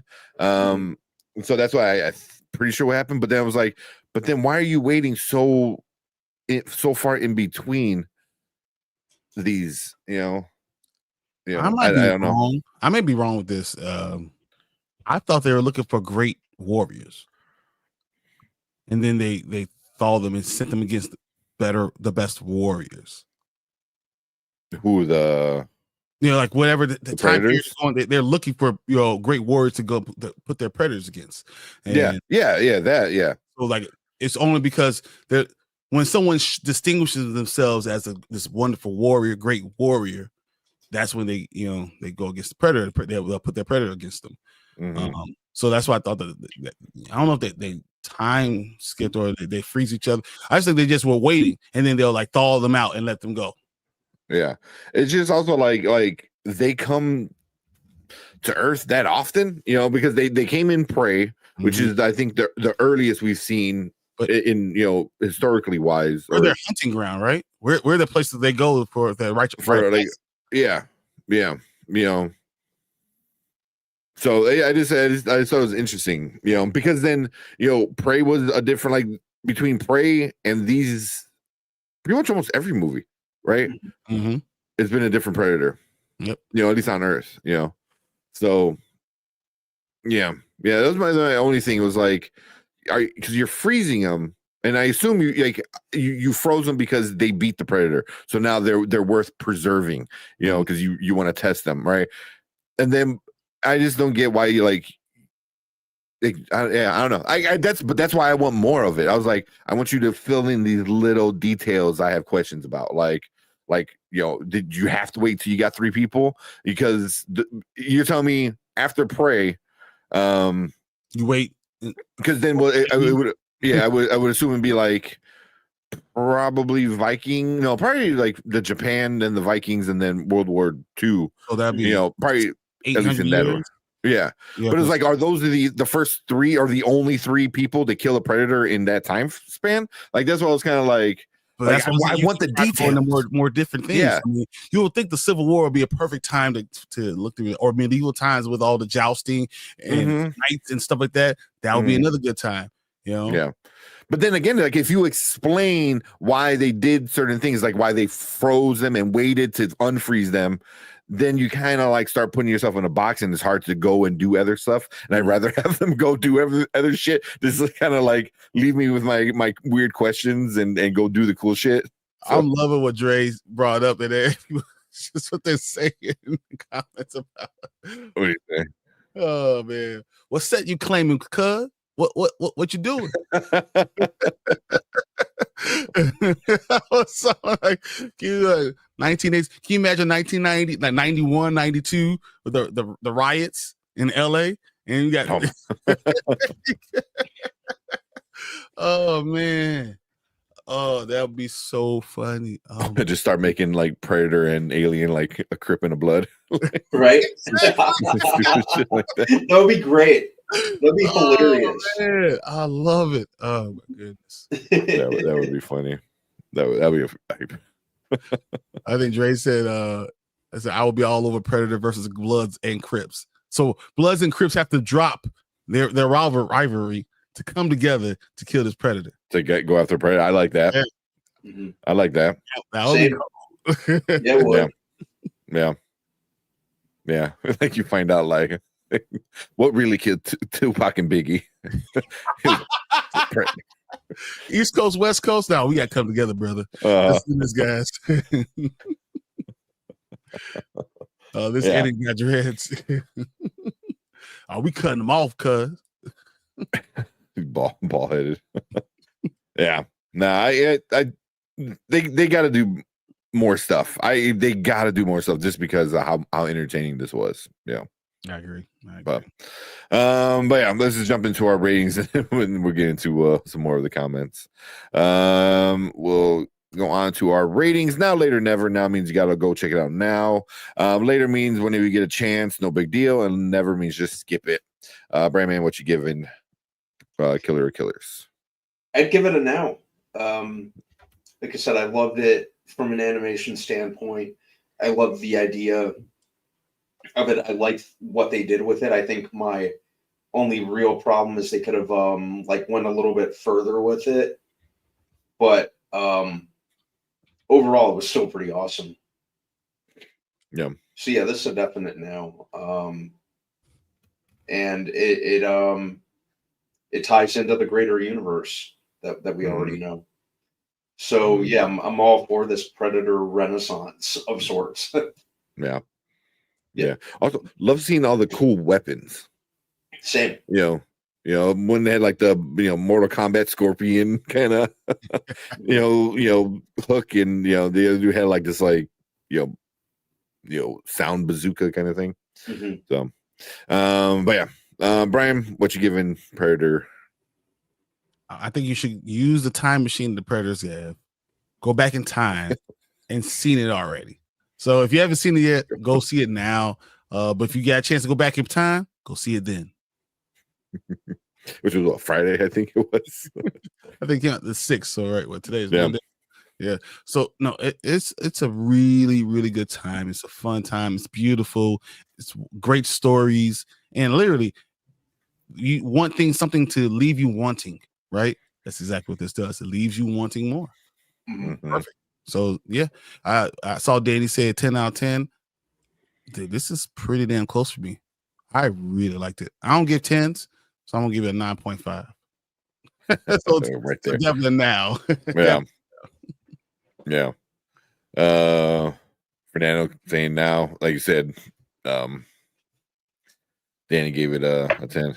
You know, he said autism being a weakness for a predator was dumb. What's that? That was That was a 2018 film, right? That was right before COVID. Yeah, that was The Predator. The Predator. Okay. Yeah, I don't remember that. Which sounds I'm like not even going there. That movie can go to hell. yeah. Yeah. Dre said, I thought the perspective I that hate that they movie so waited that the perspective they waited because it was time period of the strongest predator to fight a warrior. That's up. Okay. Yeah. Yeah. Like I said, I don't want to dig too much into it because if it messes up any possibility of getting some other cool stuff. But can you imagine going through time and seeing the greatest warriors all had to fight a predator goes after them so they can fight? So we do get Wolverine versus Predator. You know, we do see these things. You know, you know, you see a 300 movie.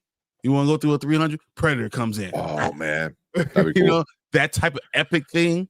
Can you imagine? Yeah. So that'd be cool. I'm all for it. Yeah. Oh yeah, and then real quick for me, I'm giving it now. It's just it's awesome. Animation, the story, the times, they knocked it out of the park. This is, you know, it's super hyping me up for this next movie. It's to the point where I'm like, I wanted to watch Prey. As soon as I was done with this, I wanted to go back and watch Prey. You know, and it just gave me more hyped up. Huh? You love Prey too. So yeah, I thought that was such a fun movie. Prey is amazing. Yeah. Yeah. You go Blackbeard versus Predator. I would go pirate, like just pirates versus Predator. That'd be cool. Godzilla versus Predator. Yeah, Wolverine would be pretty cool. Terminator versus Predator. That would be great. That would be cool. Arnold in another way. Yeah, another way of doing it. Yeah, like the universe's best hunter versus like a cyborg that literally doesn't stop. Yep. Yeah. Yeah. I like that. Raptors versus Predators. Disappearing won't be a factor. That's true. Yeah. Yeah. I feel like out of everything we're saying right now, that seems like the most realistic next step. Like it's going to be like dinosaurs, you know, and predators.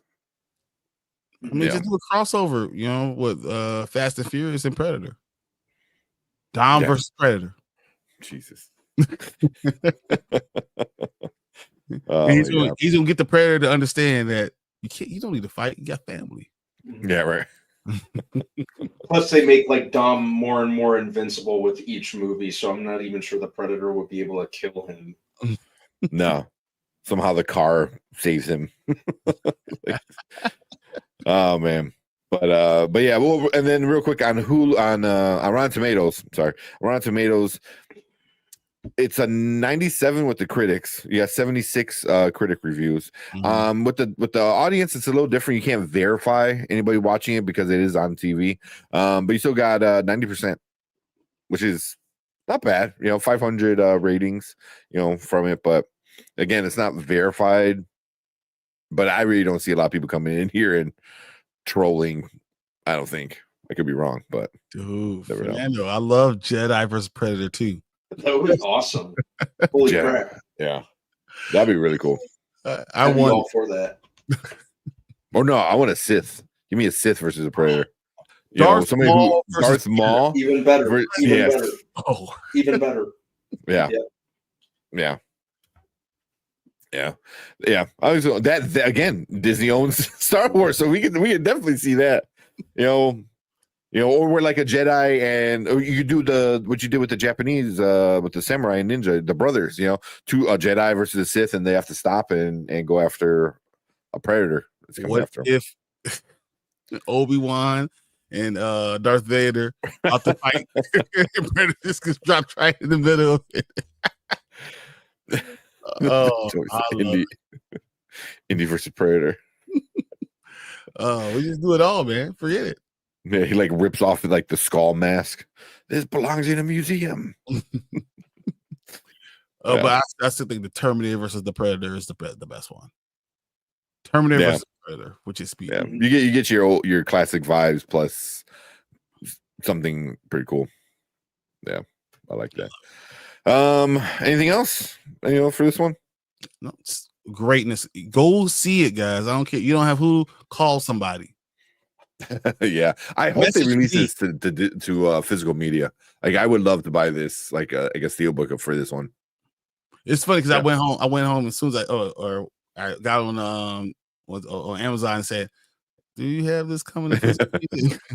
Got pre-order. Yeah. Oh, there's one last thing before we do go. This is a kind of a spoiler, not really. At the very, very end, they do the Indiana Jones kind of thing where they they take one of the people that's encapsulated in the frozen box and put them in the giant warehouse of other ones like that. Mhm. And as they're going, you see different things. I'm not too familiar with the Predator lore, with seeing who the other ones were, but they make it a point that they wind up getting Amber Mid-Thunder's character from Prey was one of the people that they got. So it's like, and they have all those other people. So there's a bunch of people who killed Predators, which is kind of crazy, but it's like, it's almost like they honor them though, right? Like you killed one of us, like you're going to be our trophy. True warrior. You're a true warrior. Really. Yeah. But it's like, we're going to test you later though, just in case. Yeah.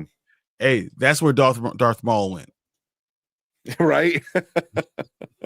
Obi-Wan, he just didn't disappear. Predator got him. Exactly. We thought when he swung, he just went. There was the force, right? And Predator came and got him. That's what it was. Froze him and put him in the box. But yeah, that's our thoughts for the Predator Killer of Killers. It's streaming now on Hulu, so definitely go watch it. We all recommend it. I think a lot of people in the chat as well really liked it. So yeah, go check it out for sure. It's a fun time. It's an hour and a half, so you can watch it during your lunch break, if you really wanted to.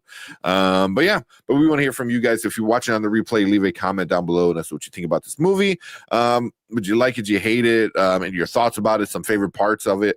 Let us know. Make sure you guys hit that subscribe button and come and join us every Monday, Thursday, and Saturday when we talk about movie reviews like this, other trailer reactions, and other fun, nerdy stuff. But we appreciate everyone in the live chat. We want you guys to stick around because we are going to move on to your comments right now.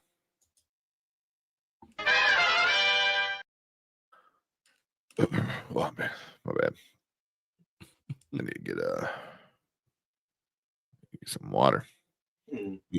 We gotta literally just work on getting get more the videos, things we could do. I know. Oh man, yeah. The Predator and Terminator sounds like that would be really cool. That'd be really cool. Maria, I like it, Maria. Goku versus Predator. Come on, man. Goku kick his ass. Yeah, I think Goku has that one. Oh, yeah. Without even trying. Before he won't go to Super Saiyan, won't have any of that stuff. Just regular Goku. Yeah. The villain hotline. Y'all would enjoy the villain hotline. What the hell is that? You know what that is? I don't know what that is. I have no idea. It's I heard of him yesterday, but I don't remember. Yeah, well, that's not what that is. I'm not too sure. Well, I wanted to bring this up. Fernando said, "Do you think we'll ever get a proper Alien versus Predator?" Depends on who's involved. We could. I wouldn't rule it out, especially in the wake of things like Prey, Predator Badlands. Heck, after what was the last Alien movie? Not Covenant. The one we just had. The one we just had. Why is the name escaping me right now? But that was set between some of the older ones. Alien Romulus. Yeah. Oh, yeah. And they're supposed to be doing another one of those. Yeah. So it all depends. And then of course we have Alien Earth. So if they keep up the momentum with both franchises, I wouldn't rule it out. Mm-hmm. And I think it just kind of boils down to having the right people involved.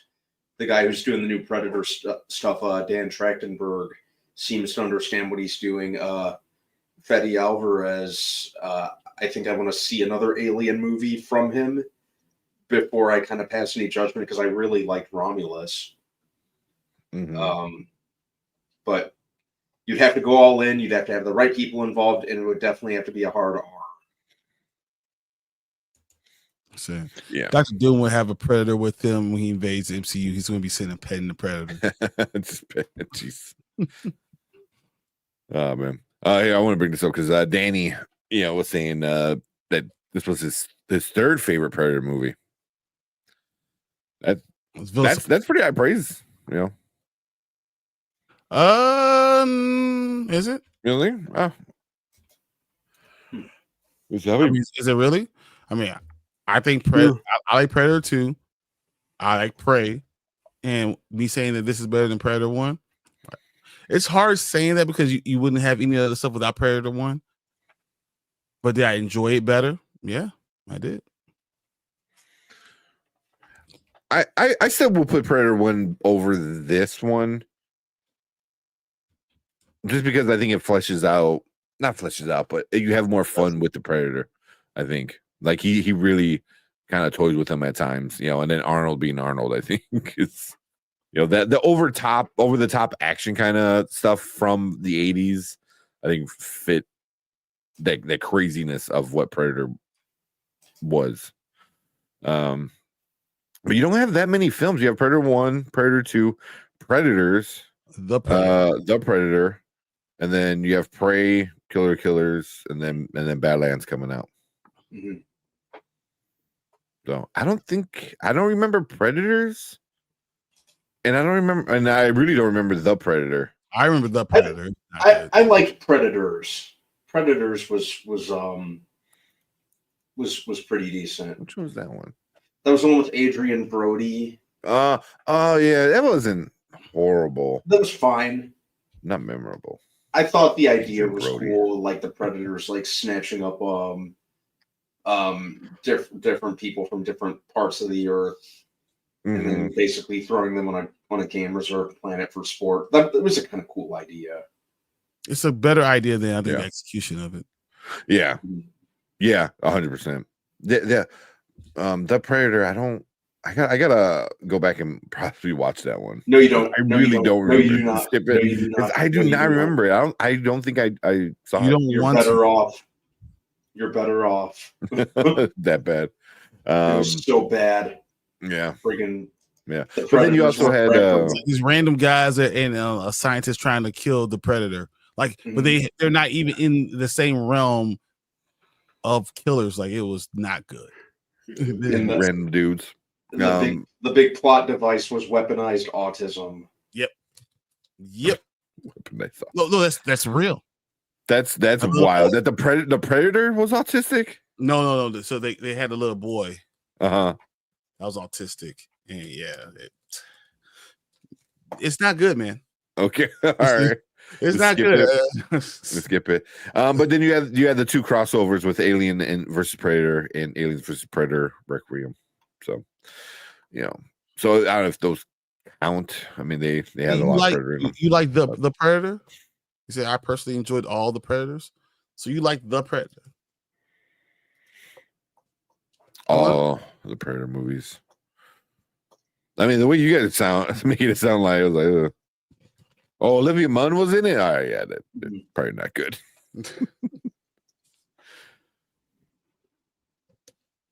That's crazy. I really enjoyed Predators. Yeah, it was smart. It was a smart idea. Yeah. It was also like, look at the time frame. So, Predator, the first one, 87. Predator 2. That's what I said, sir. I like it. So, Predator 2 was 3 years later, 1990, right?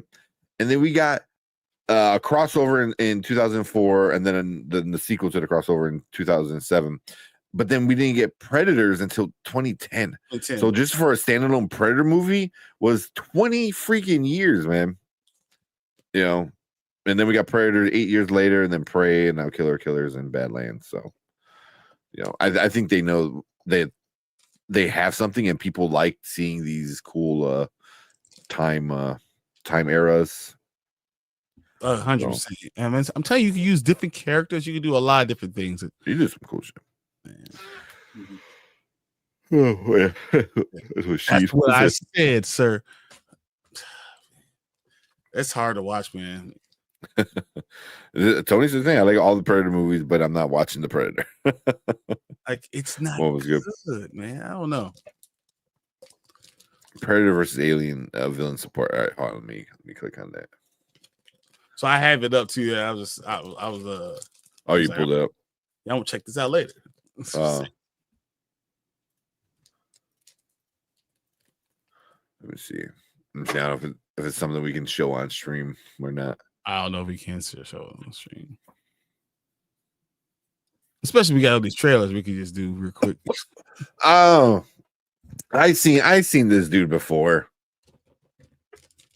I seen him before. Yeah, it's funny, but there's a lot of like just talking. So yeah, the villain support. I didn't know that's what it was called, but I've seen him. I've seen a few videos from him. So he's funny. We don't like talking, guys. We don't like that. Yeah, it's not entertaining to watch. You know what I mean? Like, talking. So people talking is not entertaining to watch. What are you saying, Tank? You just losing all of our people, man. I mean, like for us just to sit there and watch like, someone else talking about it, I agree. Yeah, it's like, hey, here's a podcast where they watch another podcast. Like, yeah, but go watch him. He's fun. He's funny. I've seen him before. He's funny. So I'm definitely subscribing to him because I always saw like clips and reels and like re-uploads and stuff like that. So the Borg versus Magneto. I want to see that. I like this idea. The Mentors versus the Wrong Harry. Yeah, I'm looking at that now too. Okay. John Wick versus villain support. The Predators versus Katara and Aang. So like he's got some like good ones in here. Once Aang turns a turn into the Avatar, it's over. Yeah. Battle Beast versus Nappa. Like, these are some good ones. Good ones. Kevin McAllister versus the Predator. Oh, again. Again, he did it before. Hands down, Kevin McAllister. Come on, guys. That's hilarious. That's hilarious. Let's be real. Come on, Kevin McAllister is like the greatest villain of all time. He's the villain. I don't care the other guys are robbing houses. He's the villain of the damn movie. Turn to a damn serial killer. Gee, right at the end. Oh man. Yeah. So yeah, anybody wants to go watch, go check that Mama Bear put the link right there. So yeah, go check him out. It's funny. But Books, Gers, and Purrs said good night, everyone. My old lady self is turning in early.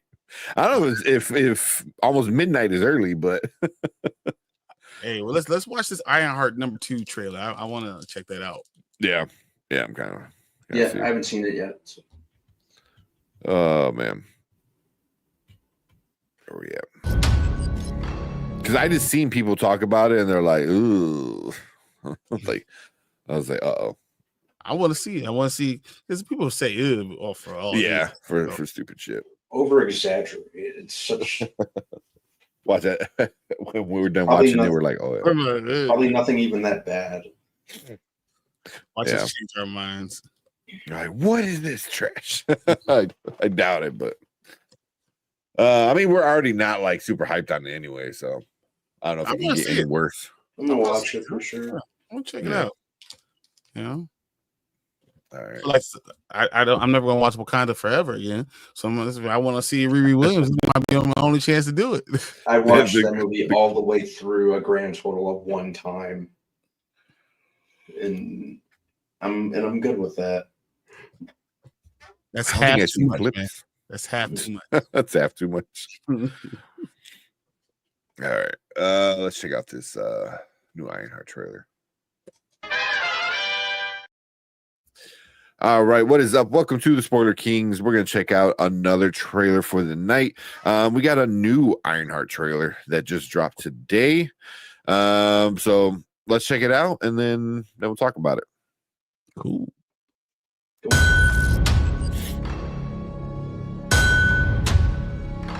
My stepdad used to say the best way to know a thing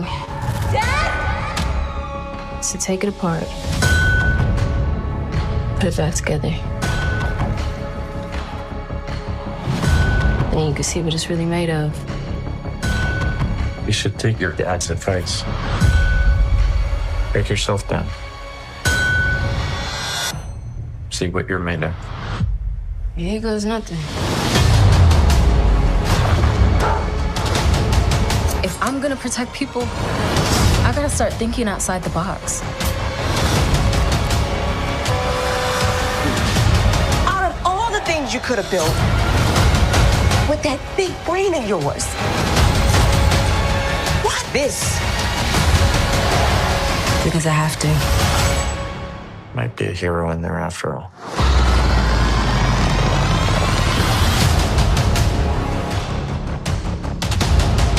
Riri, time to wake up. Love, What are you? your greatest creation yet. Who the hell else would it be, bitch?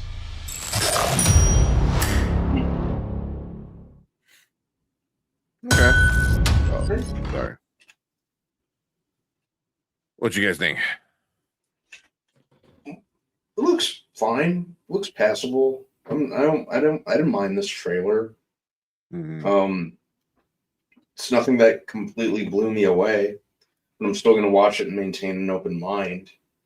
I like Dominique Thorne. I like her as Riri, even though the character isn't really doing a whole lot for me in the context of the MCU. I do like the way that she plays it. I like the supporting actors, Alden Ehrenreich, I think is how you say his name. I'm not sure. Anthony Ramos. So there's enough for me to remain optimistic. It looks fine to me. It's nothing I hate. It's nothing I'm out to get before I even watch it. You know, it's just sometimes the fandom is just so corrosive. It's just, out to get it before you even watch it and give it a fair shot. This is enough for me to give it a fair shot. Yeah. Okay. What are you, Brian? I'm going to say that I was more entertained and more interested before I saw this trailer. I think they're throwing magic. They're throwing a lot of stuff in there. And why are you telling me about it? If you're going to do it, why are you telling me about it if it's not that big of a part of the story?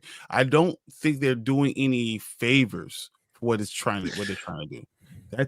It just seems more weird.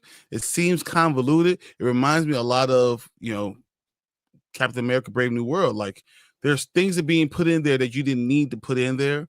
And I think it takes away from the story. And I'm not saying I was more interested before. That's fair. Yeah. I get that. Yeah.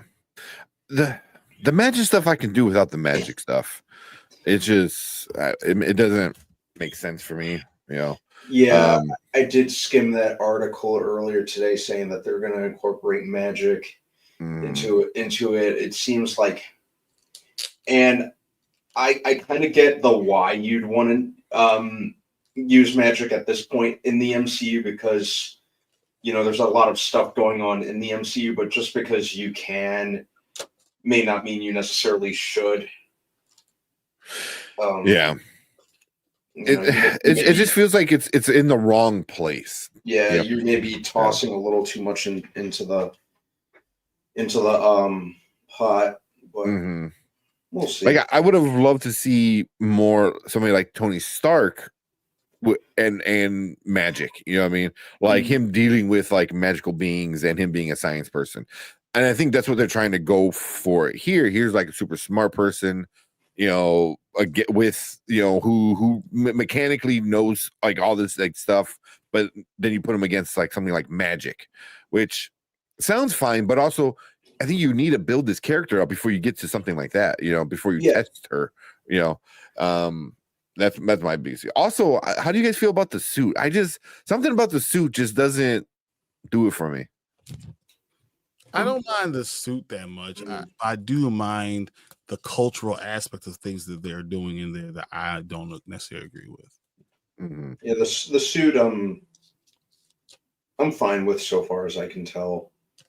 Looks a lot better than the way it looked in Wakanda Forever, where it was just blatantly CGI and cartoony. Yeah, it's just weird, small but also bulky. Like, I just don't get why they didn't do comic book. Mm-hmm. Like, I don't. I feel like they're shooting themselves in the foot. They're doing it. It feels intentional. Mm-hmm. Mm-hmm. This is not really a part of following our storyline, so we're going to make it look even worse than it really is. Yeah. But I would say the good thing about it is I like that they're incorporating Natalie instead of Tony. Like they're just skipping Tony, going right to Natalie. I thought that makes way more sense. Because even in the comic book, like I got why she did Tony, because she saw him as a mentor, but also like she never. If I could be wrong, she never met him before.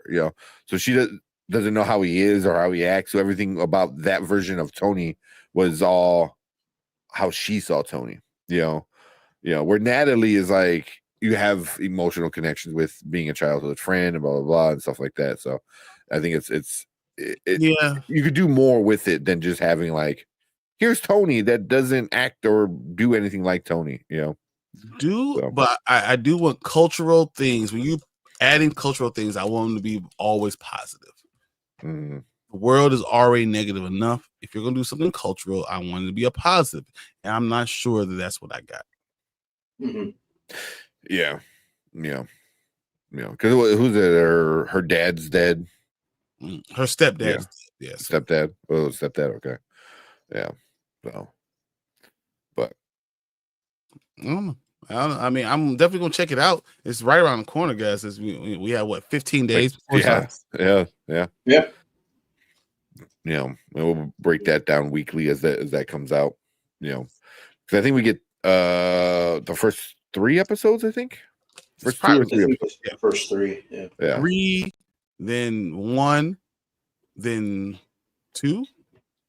Is it only like 3 weeks? It's like a mini series. Yeah, it's only like a few weeks because there's only 6 episodes, and I think it's 3, and then 2, and then 2 or something like that, or 2. No, I don't remember. 3, 1, 2. Yeah. They have released it. I forgot. We had looked it up before, but obviously we don't remember. But I don't know. I mean, obviously we're gonna check it out because we're MCU fans, Marvel fans. So I love Phoebe Williams. She's a cool character. I've always liked it.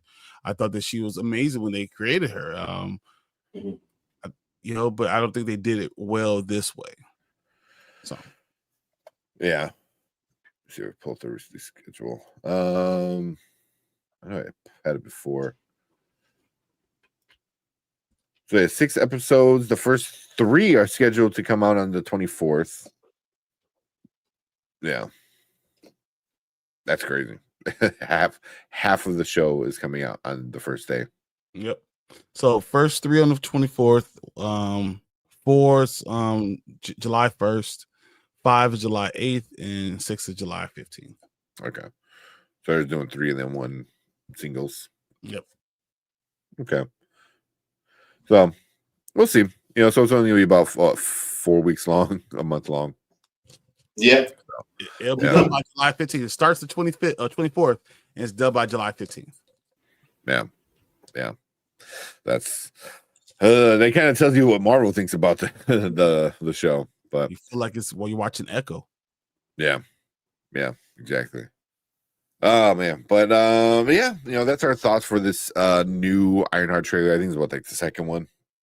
Yep, the second one. Yeah. So, but yeah. So leave a comment let us know what you guys think about this one. Did it get you more hyped? Did it get you less hyped? So we just want to hear from you guys and what you guys think about Ironheart in general. But we appreciate everyone hanging out with us. Make sure you guys hit that like button, hit that subscribe button. And if you are in the live chat, stick around because we're going to move on to your comments right now.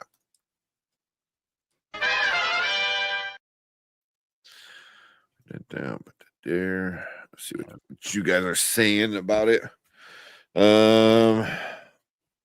Mom Bear says, look interesting. I'm not mad at it. Okay. Collector says the same thing. Looks interesting. I will check it out. Tony said, giving me Black Lightning vibes for some reason. The magical robots. I could picture that a little bit. Yeah. Now that you mention it. Yeah. You guys in chat are kind of enjoying the trailer. You're a pretty solid trailer from Fernando. Fernando said also people are putting Wakanda Forever against Ironheart, in my opinion. Yeah, I mean, I can see it like that. I don't think any of us are, I'm not going. Yeah, I'm probably more for it than I was for Wakanda Forever. Yeah. Opportunity. Yeah. Like she should have got her own show before she was in Wakanda Forever. Yeah. Yeah, they could have, they just dumped the character into it for whatever reason. I feel like they should have made her younger. Yes. Yeah, we were talking about that last time with the first trailer. It's like that's part of who she is like she's super smart, super young. 13, 14 going to college. Yeah. If you're going to have her at this point, she should be getting her master's degree. But then you kind of missed out on the entire time of who she was, or even hinted at it a little bit in Iron Man. You could just have like a in the background this 12-year-old girl that's going to MIT on the full scholarship, just in the background on the TV or something like that. Just put in the seat. Yeah. Tony said they should have just did Armored Wars and Rhodey and had Riri appear in that. Yeah, that would have been pretty cool. Because now you have her making her own Iron Man suit. You would assume Rhodey would be like kind of popping in, checking out what's going on. It's like, hey, what you doing over here? Scroll. Yeah. We don't know nothing about Rhodey, the real one. Yeah, I know, right? You just know he could dance. That's it. Because that's Iron Man 2 is the last time you probably saw the real Rhodey. Yep. Could be. What's even before that? Wouldn't that be crazy? Would it be Iron Man 1? Yeah, those things since Terrence Howard. Explains why he looks so different, right? Exactly. They can do something stupid like that. Oh man. Bring back Terrence Howard. That'd be wild. Mama Bear said thoughts on the Wakanda cartoon. None. I don't want to talk about it. Yeah. No comment. I really haven't looked too much into it, so I don't want them to do it. I mean, we all know why they're getting into that. You gotta devalue the character. Yep. Yeah. Can't let T'Challa be powerful. Can't let him be the guy. Mm-hmm. It just opens up a can that I'm just not ready for right now. Yeah. Come on, Mama Bear. You know what you're doing. Starting that distraction. Collector said there will only be 3 Disney Plus shows I'm looking forward to this year: Andor, Daredevil, and Percy Jackson. If you liked Andor, then I get people liked it. Daredevil, I think overall was disappointing. Yep, for people. It wasn't that it wasn't bad. It was just very disappointing. It could have been really, really good. Yeah. So, but again, I think after next season, I think we might look back at this season like, okay, like put it together, and now we got something. Yep. So it was only half of a season. We know it's supposed to be 18 episodes, and that's what we got, half a season. Also, I was trying to see if Percy Jackson comes out this year. I think it's the very end of the year, right? I thought we were talking about November. Was that November? B? I think so. So they're saying December.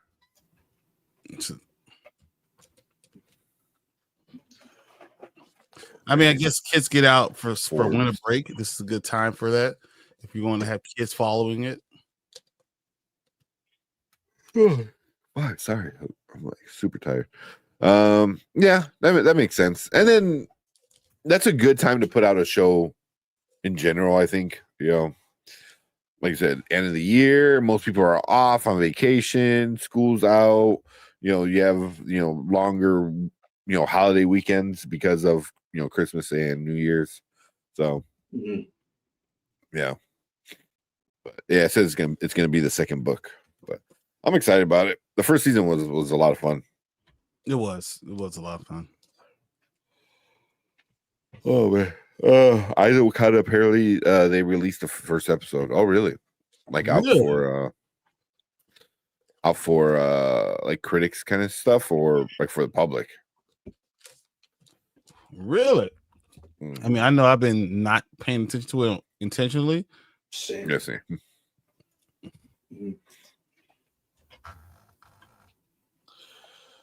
Oh man, Eyes of Wakanda. August 6th, first episode. Yeah, see, Variety saying something.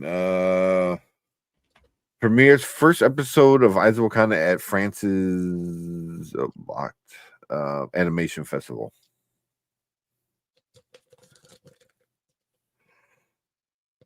Oh man. So yeah, certain people are probably gonna watch it. So, and people are gonna be like, "It's so great, it's so good, oh my god." Yeah, you already know that. And why you want to say what you're saying? Come on, just say with your chest. Let us know exactly what you're trying to say. Don't hide it. Yeah, don't hide it. Tony said, "I'm the real roadie." Maine. Mama said, "No, it's genuinely curious." Let's do this 007 for yeah, check it that one out. Oh man. Oh, he said, "I won't have Disney Plus by then because because my $199 ends on Black Friday. They'll probably have another special by then too. You probably need to. Yeah, exactly. Yeah. All right. I haven't seen this 007. This is gonna be new for me. Me neither. Still not E33, but here's what it is. Man. Oh, so I got the freaking Backbone, like to play the PlayStation stuff on my phone. My phone has an issue with charging, so it doesn't work properly with my phone. It works fine with my work phone, except I don't want to put shit like that on my work phone. So I was like, but I've been needing a reason to get a new phone anyway. So you told me like 2 weeks ago you're gonna get a new phone. Yeah. So this is definitely a reason why I'm gonna go get it. All right, man. So watch. I love the effort they put into Wakanda. Come. I don't like it being used as a distraction for what it should be. Sam, it's not really anything I'm paying too much attention to. Wakanda is a place, but I always feel like the people mattered. So when the king and the queen and all that stuff, those matter. Yeah. So. Yeah. But I know it's supposed to be like traveling throughout history. Yeah. Talking about vibranium and all that stuff, and Yeah, I'm looking at the first episode. The first of 4 in the series is set in 1260 BC and turns on a Wakandan secret agent, a disgraced former Dora Milaje named Noni, played by Winnie Harlow. As she pursues a man by the moniker of Lion, just Lion. So, and then Lion was defected from Wakanda, the Wakanda Guard, in order to run a band of pirates. So, yeah, it doesn't seem like anything like crazy. So yeah, it's set in 1260 BC. And I can see it going through a lot of eras. So I'm not really. Well, yeah, the first and 4. So yeah, it's probably gonna do what this Predators did. Each one's gonna be its own little story. I'd have been fine with all this if they didn't make the mistake of killing off and writing out T'Challa. It could have been a good companion piece. Yes. But as it stands, yeah, as it stands, they've kind of done a lot of irreparable damage for me at this point, to where I have a lot of trouble caring. I'm no longer invested. Agreed. Yeah. Like, all these things should just help build up T'Challa. Should help, because you're finding out all this lore and you're just like, oh, this is why he's a badass. But instead, there was a lot of. I'm not even gonna repeat myself. That's why I'm just not going where I want to. Like, I don't want to get drawn in. I'm just telling you, I'm not interested right now. Yeah.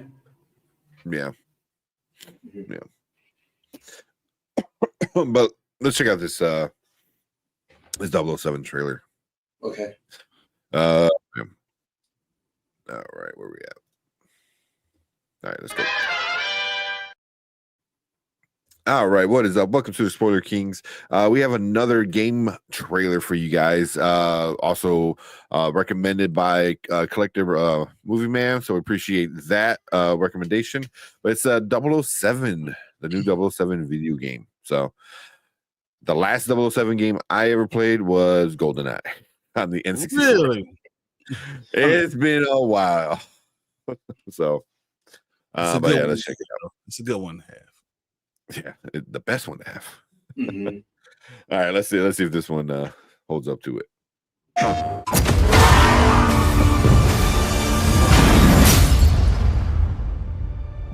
His parents cut their own rope to save him.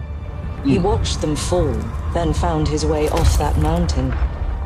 He was 11 years old. He then started a grand tour of every major boarding school in Britain. Always at the top of his class. Always at odds with authority. Same thing in the Navy. His superiors all praise his instincts. And they're all in need of early retirement. Nobody knows what to do with him, Mom.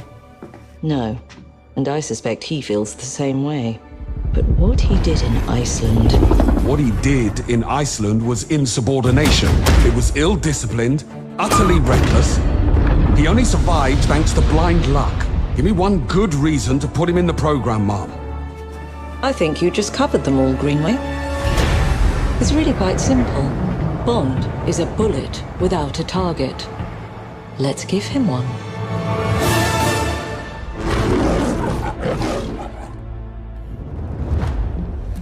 Do you have an appointment? The name's Bond. James Bond. He's with me. And you are? Don't think we've had the pleasure. Now let's not get ahead of ourselves, James.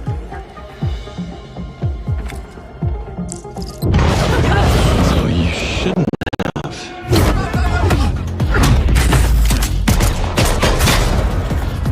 We're facing a situation of the utmost delicacy. I need all my pieces on the board. 009 is a master manipulator. Whatever the endgame is, we won't see it coming.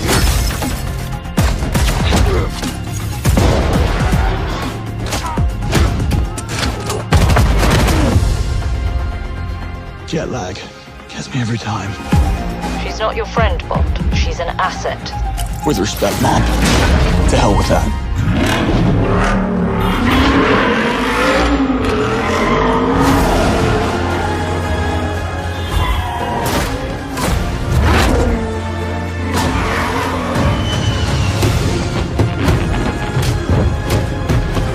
Tell me, what do you do, James? Lately, headhunting.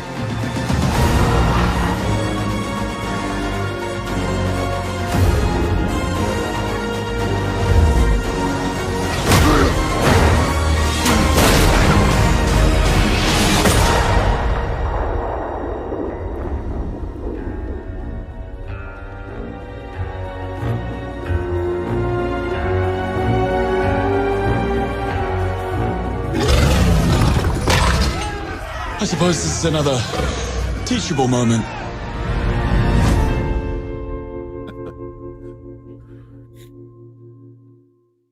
Okay. What do you guys think? Is this James Bond or is it Uncharted? I was thinking Hitman. I could see some Hitman in there. Yeah. I was definitely thinking Uncharted. Something a younger, less disciplined, coming of age James Bond, but that kind of ruins the point of, if you love James Bond because it's this cool debonair, making the right moves and all that stuff, then this is not that for you, right? Mm-hmm.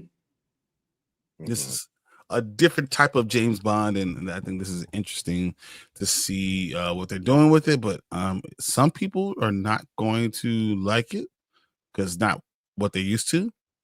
Some people could love it, But why don't you just make it Jack Reacher? Why don't you just make it, Ethan Hunt? Like, why wouldn't you just make it one of these characters? Yeah. It's got to be just like marketing, right? It's like a 007 will sell more than a Jack Reacher because it's bigger. It's James Bond. Yeah, yeah. But I do agree with you. Like, it doesn't feel like James Bond, but I don't know if that's what they're going for either because it's a prequel kind of scenario. Like, I don't hate it, but I don't love it. It's just like is it going to be considered like canon? Because I don't think we've seen a story with young James Bond like this, right? Nope. Not that I can remember. So, but Amazon is coming out with it because they own the rights. So, yeah, that whole debacle, right? Yeah. So, as a video game, I think it looks cool. As a James Bond story, I'm a little interested. But then again, look what we got with who's the last James Bond? Daniel Craig. Daniel Craig. He was an older, James Bond who's been around for a long time, ready kind of almost to retire. So, do the flip of it and do super young. Like still a badass, but just very unfocused. So I think as a video game, it would work. But I don't know. You guys think you play this one? I'll play it, but I don't know how many times I play it. Yeah. It might not be like a Uncharted where you could play that like a couple dozen times. Let's see. Let's see what you guys are saying in chat. Cleves said, "This ain't my Bond." Oh well. Mom Bear said, "We covered the Xbox showcase yesterday. This one didn't move me, but I'm not a 007 fan." Okay. Yeah, it's the same people that made Hitman. Oh, there you go. I was like, because the last Hitman felt like it felt like that a little bit as well. And the last Hitman was a really good game. So young Bond, he's in his 20s. Yeah, that's what it looks like. Tony said Ethan Hunt Bond. That's exactly what it is. Was it Reacher Hunt Bond? Just combine them all.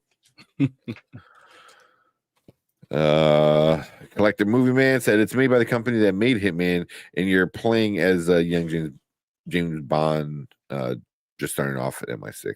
Yeah. To bring a new audience, possibly.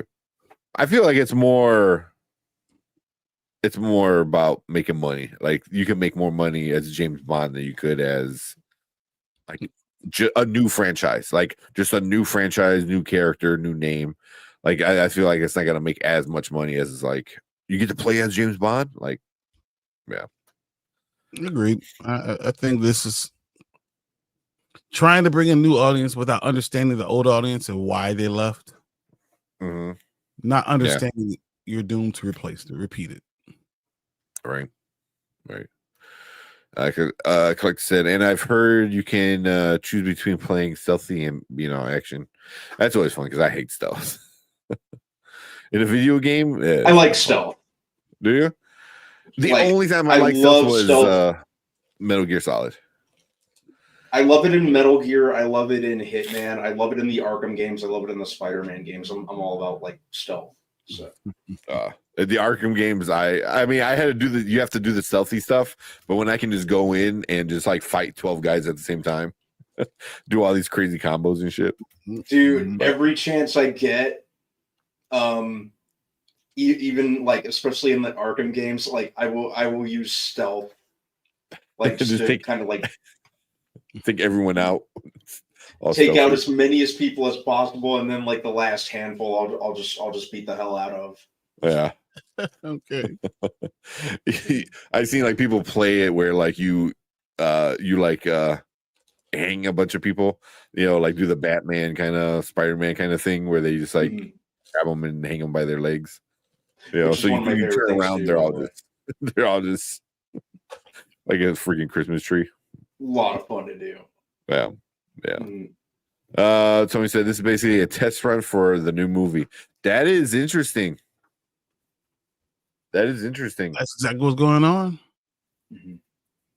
You might be onto something. Yeah. If you go with a young James Bond, then you can get somebody really young and you can have them play for as long as they can. So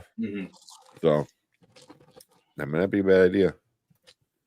It's gonna be a single player game only, no online or co-op. Yeah, it better be. It seems like this is the end of his work. Like their thing. Trying to figure out state that you're gonna do it. Yeah. But I like a good solo. And also PlayStation does that quite often. They do like really good, just play alone solo games. But cool.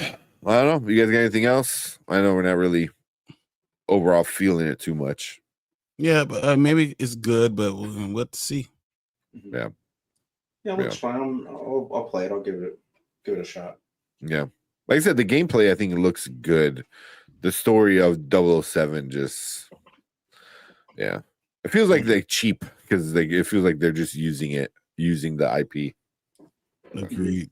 Yeah. Oh man.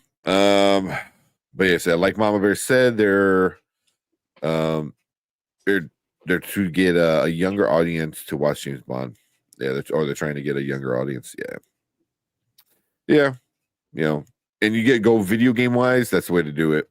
So, but yeah, we'll finish that one there. But I want to hear from you guys. So if you're watching on the replay, leave a comment down below. That's what you think about this First Light 007 coming out 2026. So let us know what you think. Are you down to be a young kind of untamed James Bond? So let us know what you think, and make sure you guys hit that subscribe button, hit that like button, and come and join us every Monday and Wednesday and Thursday. Every Monday, Wednesday, Monday, Thursday, Saturday. Oh my god. Yeah, you can catch Brian every Monday, Tuesday, Wednesday, Thursday, Saturday, Sunday. Unfortunately. Yeah. Oh man. But make sure you guys come and check us out, hang out with us in the live chat. But we appreciate everyone in live right now hanging out with us. We want you guys to stick around because we're gonna move on to our next topic for the night. Later. My bad. I can keep my eyes open right now. Yeah, same man. I didn't get any freaking sleep last night, because my freaking son. And then I was falling asleep at work. I was like, oh man. Yeah, I do that during my lunch break. I was doing that all day. Oh man. So I want to ask you, did you ever see the trailer I sent you for the Metal Gear Solid remake that's coming to PlayStation 5? I wanted to do a trailer for that thing on here. It might have. I haven't seen it, but we can look at it. We'll look at it on Thursday, see if we can find it. Because I do love Metal Gear Solid. As much as I don't like stealthy, Metal Gear Solid stealth is just it's fun. Mm-hmm. Like Snake Eater was such a fun game. So co-op wouldn't really work like that. Yeah, like who your friend be play Q. Yeah. Looks like a cool game. Yeah, it looks cool. Let's see if the story's good. Yeah. It's rare that Brandon is the awake one. I am spent. Yeah, my eyes are all glossy and watery just from like being so tired. Oh man, then I got the light right in my face, so I was like, yeah. But yeah. Sorry, I know we were going to talk about Harry Potter. We'll talk about that on Thursday probably. That's because they hired a bunch of new people. Everybody, they pretty much the entire cast is done. Yeah, most of people. You still got a few other students, I think you're still waiting on, but you got a lot of people. So, but yeah, we'll get into that. You know, because you got Draco Malfoy, which was like the next big one I was waiting for. Mm-hmm. But yeah, we'll talk about that on Saturday on Thursday for sure. But cool. I'm ready to get out of here. I'm too tired, guys. I love being with you guys, but I am too tired to do anything else. So we gotta get out of here tonight. Yep. Yeah, we'll do some giveaways. Collector gave me some digital codes, so we'll give away some digital codes over the next couple of days. But cool. Let's get out of here. We appreciate everyone coming in. We appreciate all the super chats from everybody giving the super chats. You know, we got Anzo with Bigger for Entertainment, Deuce giving a bunch of super chats. Danny gave some. I think did Danny give a super chat? I think Danny gave a super chat as well. Super chat. Well, yeah. So all you guys are awesome. Yeah, Anzo gave us Canadian super chat. But yeah, all you guys in super chats, you guys are amazing. All the members, you guys are super awesome. So, and everyone just coming in and hanging out with us. Yeah, we appreciate all you guys. But let's get out of here. Have a good week. Have fun. We'll see you guys on Thursday. Later. Night, everyone. Don't forget to like and subscribe. We out here.